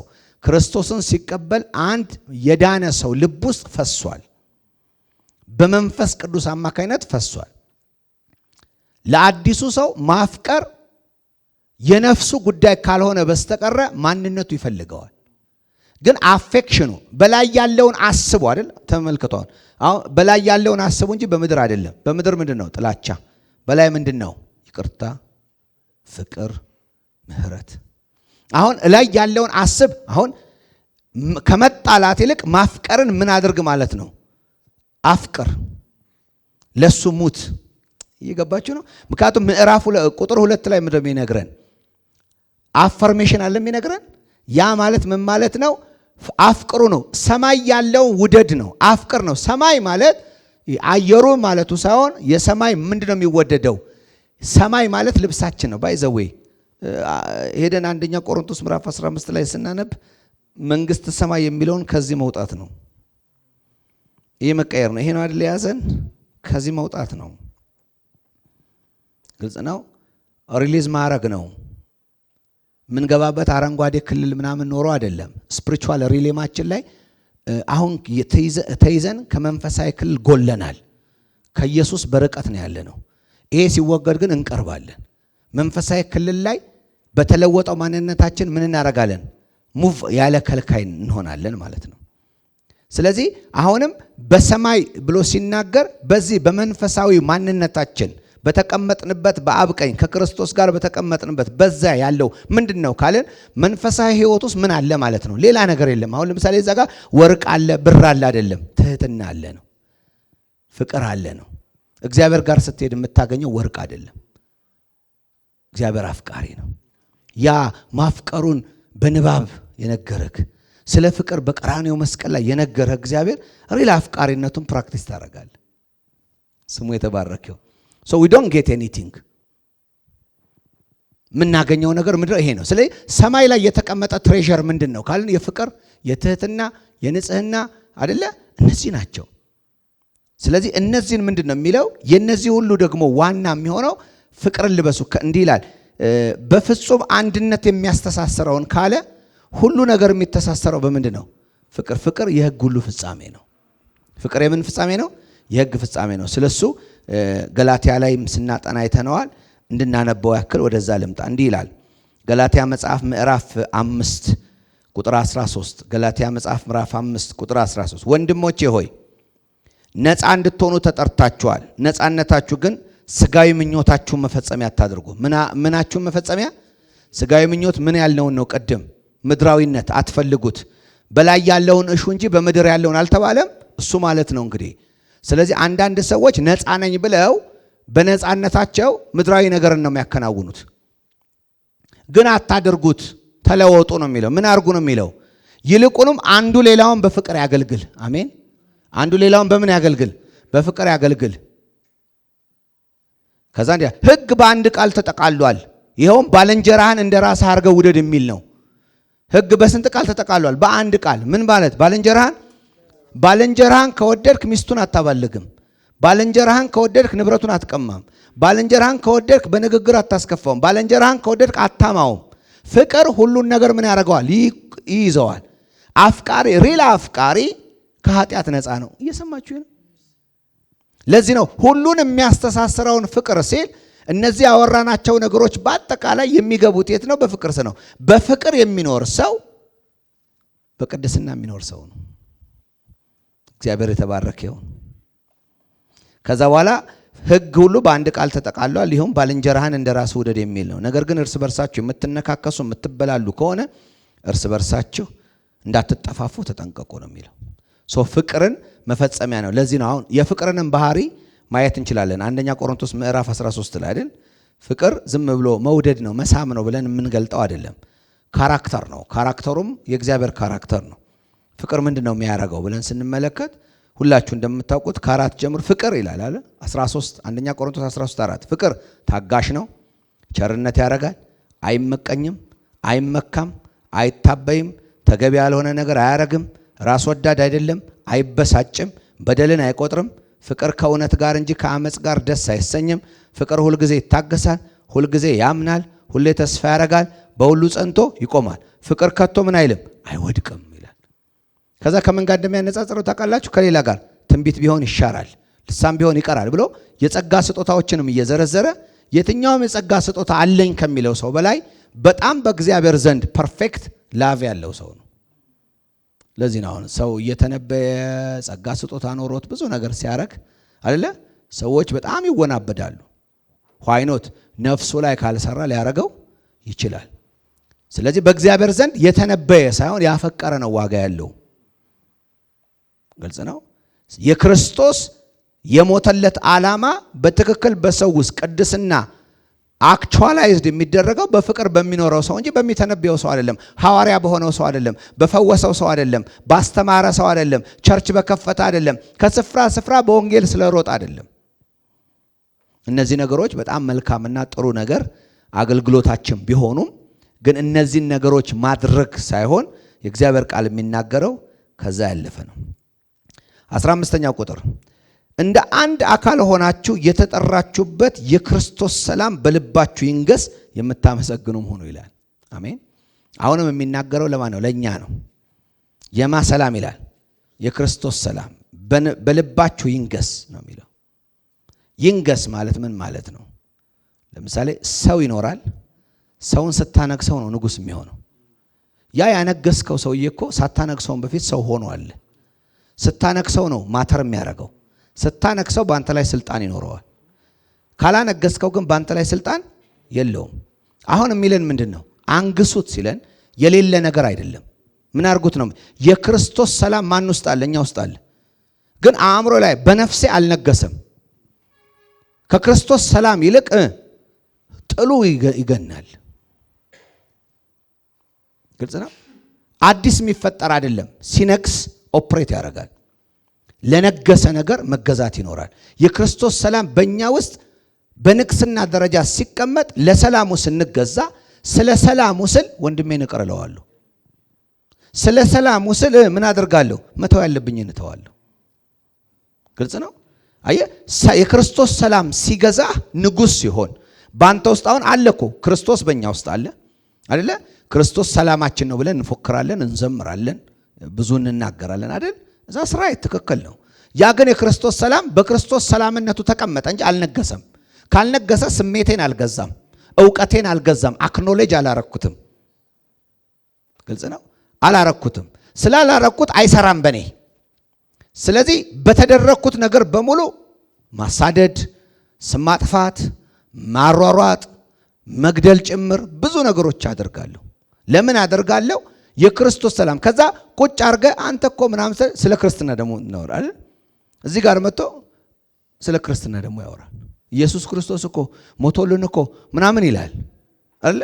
ሲናገር የሚናገረው ነገር ከሆነው ነገር አንጻር ነው።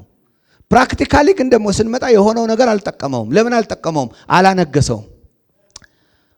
የገባው ሰው አለ? እስቲ የክርስቶስን ሰላም አነግሰዋለሁ በሉ አንዴ። ድገሙና የክርስቶስን ሰላም አነግሰዋለሁ በሉ አንዴ። ፍቅርን ስታነግሰው ይሰራብሃል። you have to give him authority ልትሰጠው ይገባል በህይወት። ግዛኝ ማለት አሁን እንዲህ ይላል፣ ግዛኝ አንተ ብቻ። ክርስቶስ የሚባል የሆነ እንደዚህ አይደለም እኮ። it's the content። እግዚአብሔር ምንድነው? ፍቅር ነው። እግዚአብሔር ምንድነው? እግዚአብሔር ፍቅር ነው ካልን በኋላ ቀድም አለ ፍቅር ምን ያደርጋል? ይታገሳል፣ ቸርነት ያደርጋል። እሱ ሁሉ ማለት ነው። ሰው ፍቅር ምንድነው? የእግዚአብሔር ባህሪ ነው፣ ማንነት ነው። የሆነ የምናነክሰውና የምንሰግድለት ወይ እንደዚህ ምናምን የምንለው ሳይሆን ስናነክስ the content ውስጡ ያለው ማንነቱ ባህሪው በእኛ ላይ ምን ሲሆን ሲነክስ። ነገሰ ማለት ሩል አረገህ ማለት ነው፣ ገዛህ ማለት ነው። ስለዚህ ጥላቻ ከሚገዛን ፍቅር እንዲገዛን መፍቀድ አለብን። ፍቃዳችን ለዚህ ነው በአእምሯችሁ መታደስ ተለወጡ እንጂ ይህንን ዓለም አትምሰሉ። we have to do that። ይህንን የሚሰጠው ለኛ ነው። በእናንተ ምክንያት ሚስቲሲዝም ይሰበካል፣ ኤሲቲዝም ይሰበካል፣ ሌጋሊዝም ይሰበካል። ክርስቶስ በቂ አይደለም ይባላል።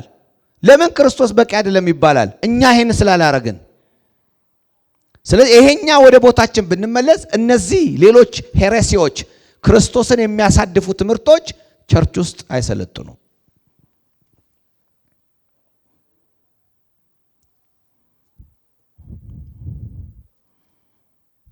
ትንሽ ደቂቃ አለኝ። and let the peace of God rule ይለዋል። rule in your heart ይለዋል። አሁን heart የሚለው ብዙ ጊዜ ውስጣዊነትን ነው፣ ነፍስን ነው፣ ውስጣችንን ነው። ውስጤ ይግዛ። ሲገዛ ውስጤ ምን አለ? ስሜት አለ፣ ፍቃድ አለኝ፣ ግልጽ ነው፣ ዕውቀት አለኝ፣ አክኖሌጅ ላርግ። ይሄንን ማለት ነው። to which also you are called in one body be thankful። እዚህ ጋር የሚናገረው ያ አንድ አካል ነው። አንድ አካል ባይዘው ይጣላል፣ እጅ ከእግር ይጣላል ወይ? ይጣላል። ሰምታችሁ ታውቃላችሁ?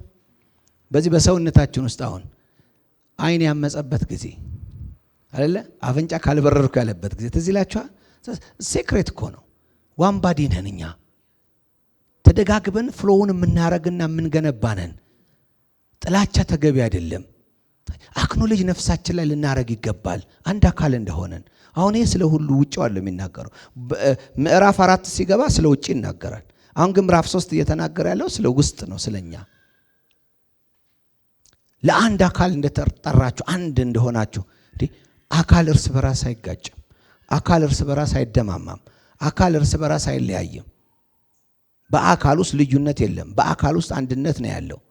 ሰው እንዴት ነው የመጣው? አይ ነፍሳችን ውስጥ ልናስገዛ ይገባል አንድነትን።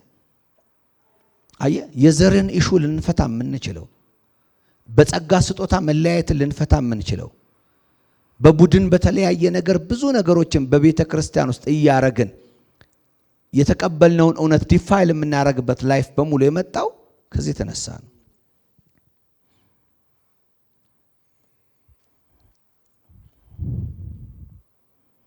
ስለዚህ ለአንድ አካል የተጠራን የአካሉ ራስ የሆነው ክርስቶስ ሰላሙን ይዞ ገብቶ የክርስቶስ ሰላም አለ እንዲነግስ ምን ማድረግ መፍቀድ።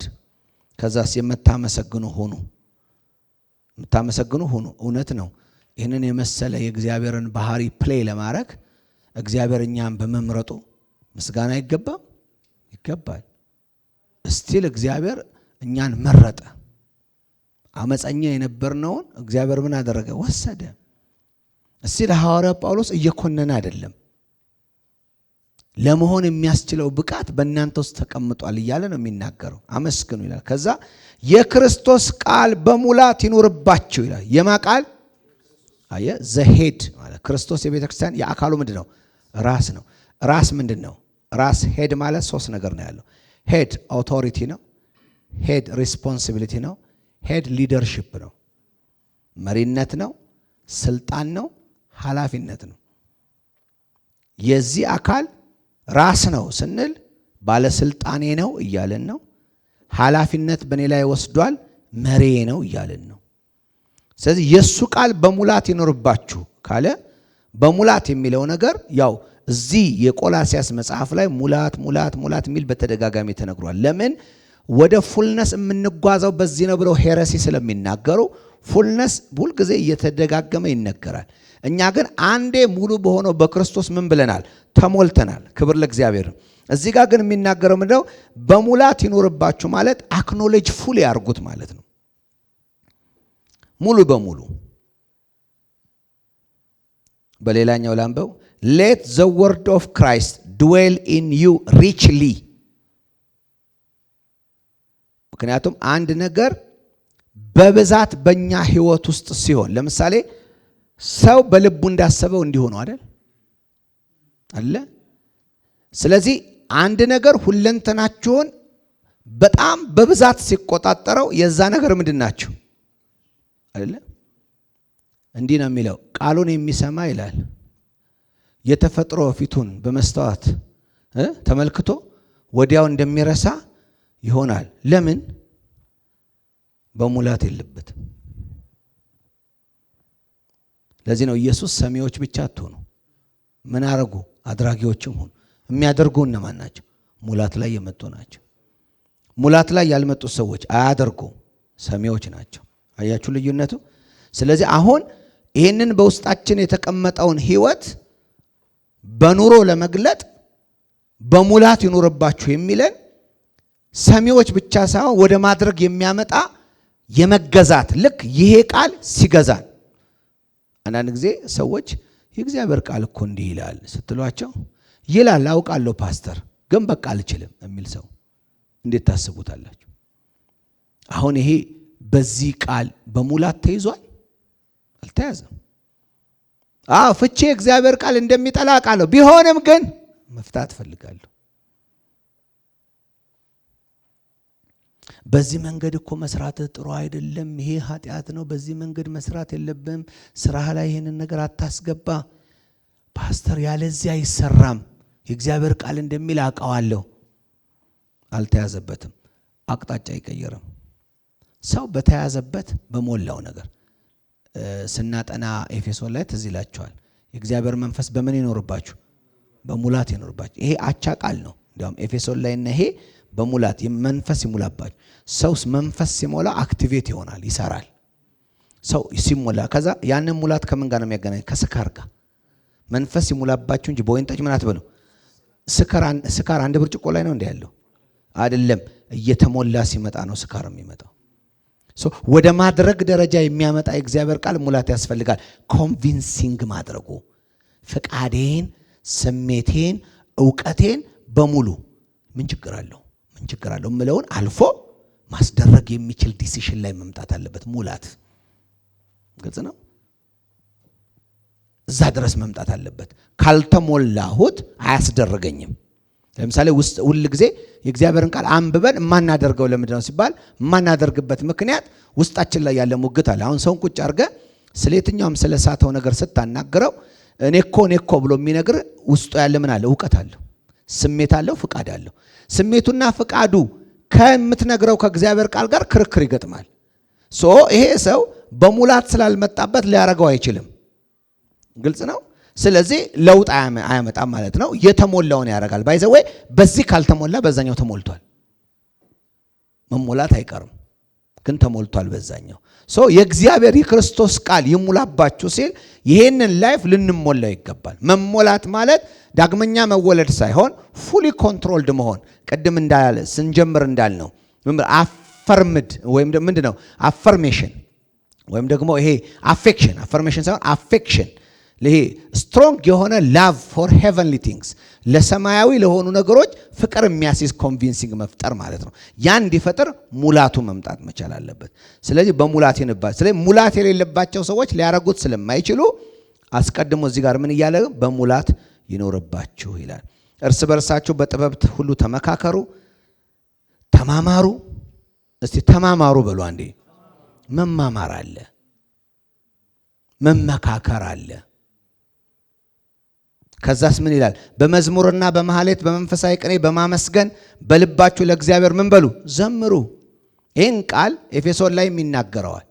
የእግዚአብሔር መንፈስ በሙላት ይኖርባችሁ አይደለ እንጂ በወይን ጠጅ ምን አትበሉ አትስከሩ ካለ በኋላ በዝማሬ በቅኔ በመንፈሳዊ ምን በሉ እርስ በርሳችሁ ተነጋገሩ ይላል። ይሄ ሊያንጸን ለሚችል ሊገነባ ለሚችል ነገር መሰጠት በዜማም በምክርም እግዚአብሔር በሰጠን በመካከላችን ጸጋ። ለምን መንፈስ ሲሞላ የእግዚአብሔር ቃል ሲሞላ አክቲቭ ሆነን ነገር የምናደርግበት መሞላት ይኖራል። የኔ መሞላት አንተን ይረዳል፣ ያንተ መሞላት እሱን ይረዳል። እርስ በርስ ምን መመካከር አለ፣ መተናነጽ አለ፣ መተጋገዝ አለ። ለብቻችን የምናረገው ሳይሆን ቦዲ ስለሆነን አካል ስለሆነን ማለት ነው። በዚህ ያረጋችሁ ዘምሩ።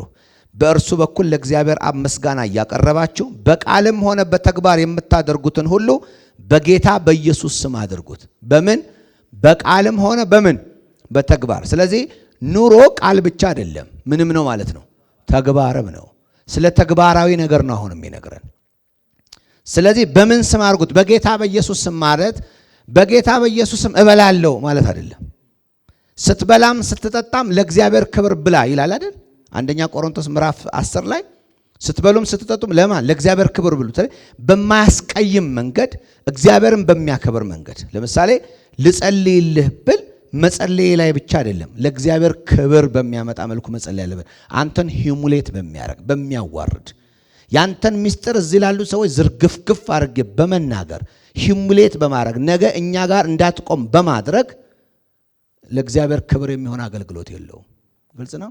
ለእግዚአብሔር ክብር የሚሆን አገልግሎት እግዚአብሔር የሚከብርበት መሆን አለበት። የእግዚአብሔር ክብር ደግሞ ስለ ራሱ ብቻ አይደለም፣ እግዚአብሔር ለሰዎችም ጥቅም መዋል መቻል አለበት። ሐዘንን የሚያጠፋ ፍቅርን ፋሲሊቴት የሚያደርግ ጥላቻን የሚያስወግድ መሆን መቻል አለበት። ስለዚህ የምናደርገውም የትኛውም ነገር ስናደርግ ፎከሳችን ማንን ይዘን ነው? በክርስቶስ ኢየሱስ ስም። ስለዚህ በዚህ ስም አረጋለሁ፣ በዚህ ስም አረጋለሁ፣ ይሄ የጸሎት ርዕስ እንደምናረገው ለማለት ሳይሆን ኮንቴንታችንን ነው የሚናገረው፣ ለእግዚአብሔር ክብር ማድረግ። ምክንያቱም በተግባርም ቢሆን በቃልም የምናደርጋቸው ነገሮች በሙሉ ለምን ታው ለምሳሌ ይቅር እልሃለሁ። ስለማ ይቅር እልሃለሁ? ስለ ክርስቶስ። በድለኸኛል እኮ፣ አሳተኸኛል እኮ፣ ችግር ፈጥረህብኛል እኮ አውቃለሁ። አልተጎዳውም አይደለም፣ ተጎድቻለሁ። ግን በማን ስም አረገዋለሁ? በክርስቶስ ኢየሱስ ስም አረገዋለሁ። ስለዚህ በሱ ስም ሳረገው ይቅር የምልበት አቅም አገኛለሁ። ግልጽ ነው። ምክንያቴ ማን ነው? ክርስቶስ ነው። ምክንያት እኔ በሆን ኖሮ እገልሃለሁ። ክርስቶስ ስለሆነ ግን ምን አረጋለሁ? እምርሃለሁ። ስለዚህ ሪዝኔ ነው እሱ የሚሆነው። ለምን እንዲህ ታረጋለህ? ቢኮዝ ክርስቶስን ስለ ክርስቶስ ምክንያት በሱ አንድ አካል ስለሆነን ይሄ በጣም ስለዚህ የምናደርጋቸው ነገሮች በሙሉ ለማንም ስንል በማንም ስም ላይ ተመስርተናለም። ያለን አንድ ስም ነው። እስቲ አንድ ስም ነው ያለን በሉ አንዴ። ሌላ ስም የለንም። ያለን ስም አንድ ኢየሱስ ነው። ስሙ የተባረከ። ይሄን ስም የትኛውም ሰው አይተካውም፣ የትኛውም ሌላም ነገር አይተካውም። የሚተካው ራሱን ብቻ ራሱ ነው። ስለዚህ የምናረገው ነገር በሙሉ አካል በሆነን አንድ ባረገን ደሙን በከፈለ ከሙታን በመነሳት እኛን አዲስ ባረገ የኃጢአትን ሰንኮፍ ነቅሎ በጣለ አዲስ ማንነት በሰጠ በዚህ በክርስቶስ ላይ የተመሰረተ ህይወት ነው ያለን። ስናደርግ የምናደርገውን ነገር በሙሉ ፎር ዘ ሴክ ኦፍ ሂዝ ኔም ስለሱ ስም ነው የምናረገው። ይቅር እልሃለሁ ስለሱ ስም፣ እወድሃለሁ ስለሱ ስም። እያንዳንዱ ነገር ከማን ጋር የተገናኘ ነው? ከሱ። ምክንያቱም ክርስትና ከሱ የመነጨ ስለሆነ ስለዚህ ስለሱ ስም ስለዚህ ነው አሁን ይቅር ማለት አልችልም ሰው ማለት አይችልም ስለ ስሙ ይቅር ማለት ግድ ይልሃል ይሄን ግን ለማድረግ ምን ያስፈልጋል አእምሮአችንን ስሜታችንን ዕውቀታችንን ምን የሚያደርግ ኮንቪንስ የሚያደርግ የእግዚአብሔር ቃል ሙላት አሁን መጨረሻ ያመጣችሁ እሷ ነች የክርስቶስ ቃል በምን ይኖርባችሁ በሙላት ይኖርባችሁ ማለት ስሜትን ኮንቪንስ ለምንድነው ስሜት የሚነሳው ለምንድነው ዕውቀታችን የነቃው ዕውቀት ቀድም ብያለሁ ኢፒግኖሲስ አክኖሌጅ ማለት ዕውቅና መስጠት ዕውቅና የምትሰጡት ለመንፈሳዊ ነገር ነው ለስጋዊ ነገር እሱ ነው አንድ ጊዜ ክርስቲያን ሆነን ዕውቅና የምንሰጠው አሁን ብዙ ክርስቲያን ሰው ለሌብነት ዕውቅና ይሰጣል ሌብነትን እንደ አሪፍ ነው የሚያየው እንደ ዓለማዊ አይደል እሱ እኮ በቃ ጮሌ ነው ምናምን ነው የምንለው ውስጣችን ሳያውቅ አክኖሌጅ አድርጎታል ሌብነትን አክኖሌጅ ስላደረገው ምን ኖረው እሱን ነው ከዛ የምንጠየፈው መሆን መቻል አለበት አክኖሌጅመንቱ መቀየር አለበት ስሜታችን መቀየር መቻል አለበት ለምንድነው ምራቃችን አፋችን ውስጥ የሚሞላው ምንን በተመለከተ ነው የሚነዝረን ምንን በተመለከተ ነው ምንርበደበደው አየ ለተርበደበድንለት ነው የምንኖረው ለተነካንበት ነገር ነው የምንኖረው ካልሆነ ልንኖርለት አንችልም ያ እንዲመጣ ምን ያስፈልጋል መሞላት ያስፈልጋል ሰማያዊ ነገርን የሚሞላን የክርስቶስ ነገር እየተሞላን ስንመጣ በቃ ስሜታችን ስለሱ ይሆናል የዳነን ወቅት ትዝላችሁ ከሆነ ሁሌ ቃሉን አይደል ሁሌ ቸርች ሁሌ ጸሎት አይደል እና ስናለምም እንዳሆኑ አይደለም ህልማችን አሁን እኮ ስንት ጣራ ስንዘል ነው የምናድረው ድሮ እኮ እንዴ ከእግዚአብሔር አጠገብ እኮ ቆመን ነው የምናድረው ስሜታችን ሁሉ ህልም ብታይ ስለምን ማረም የምታየው ስታገለግል ታያለ ብዙ ሰው ሲሰበሰብ ታያለ ሲሰብክ ታያለ እንዲህ ነው በቃ ህልሙ የሚሆነው because የተሞላ ነው ሪፍሌክት የሚሆነው አሁን ህልሞቻችን ነው ነፍሳችን ውስጥ አለሸጥ ያለው መኪና ነው የተቀመጠው ህልማችን እሱ ነው የተያዝንበት ነገር ምድራዊው ነገር ነው ሰዎች ያረጉን ነገር ነው ሰዎች ያሳደዱን ነገር ነውና ምን ቃዠው ራሱ ሚስታችን ባላችን አራ ተረጋጋ ምትለለሊት የተያዝንበት እሱ ነው ግን በዛ የተሞላን ስንመጣ ህልማችን እሱ ይሆናል ሐሳባችን እሱ ይሆናል አሜን እግዚአብሔር በኢየሱስ ስም ይሄ ላይፍ ያርግልን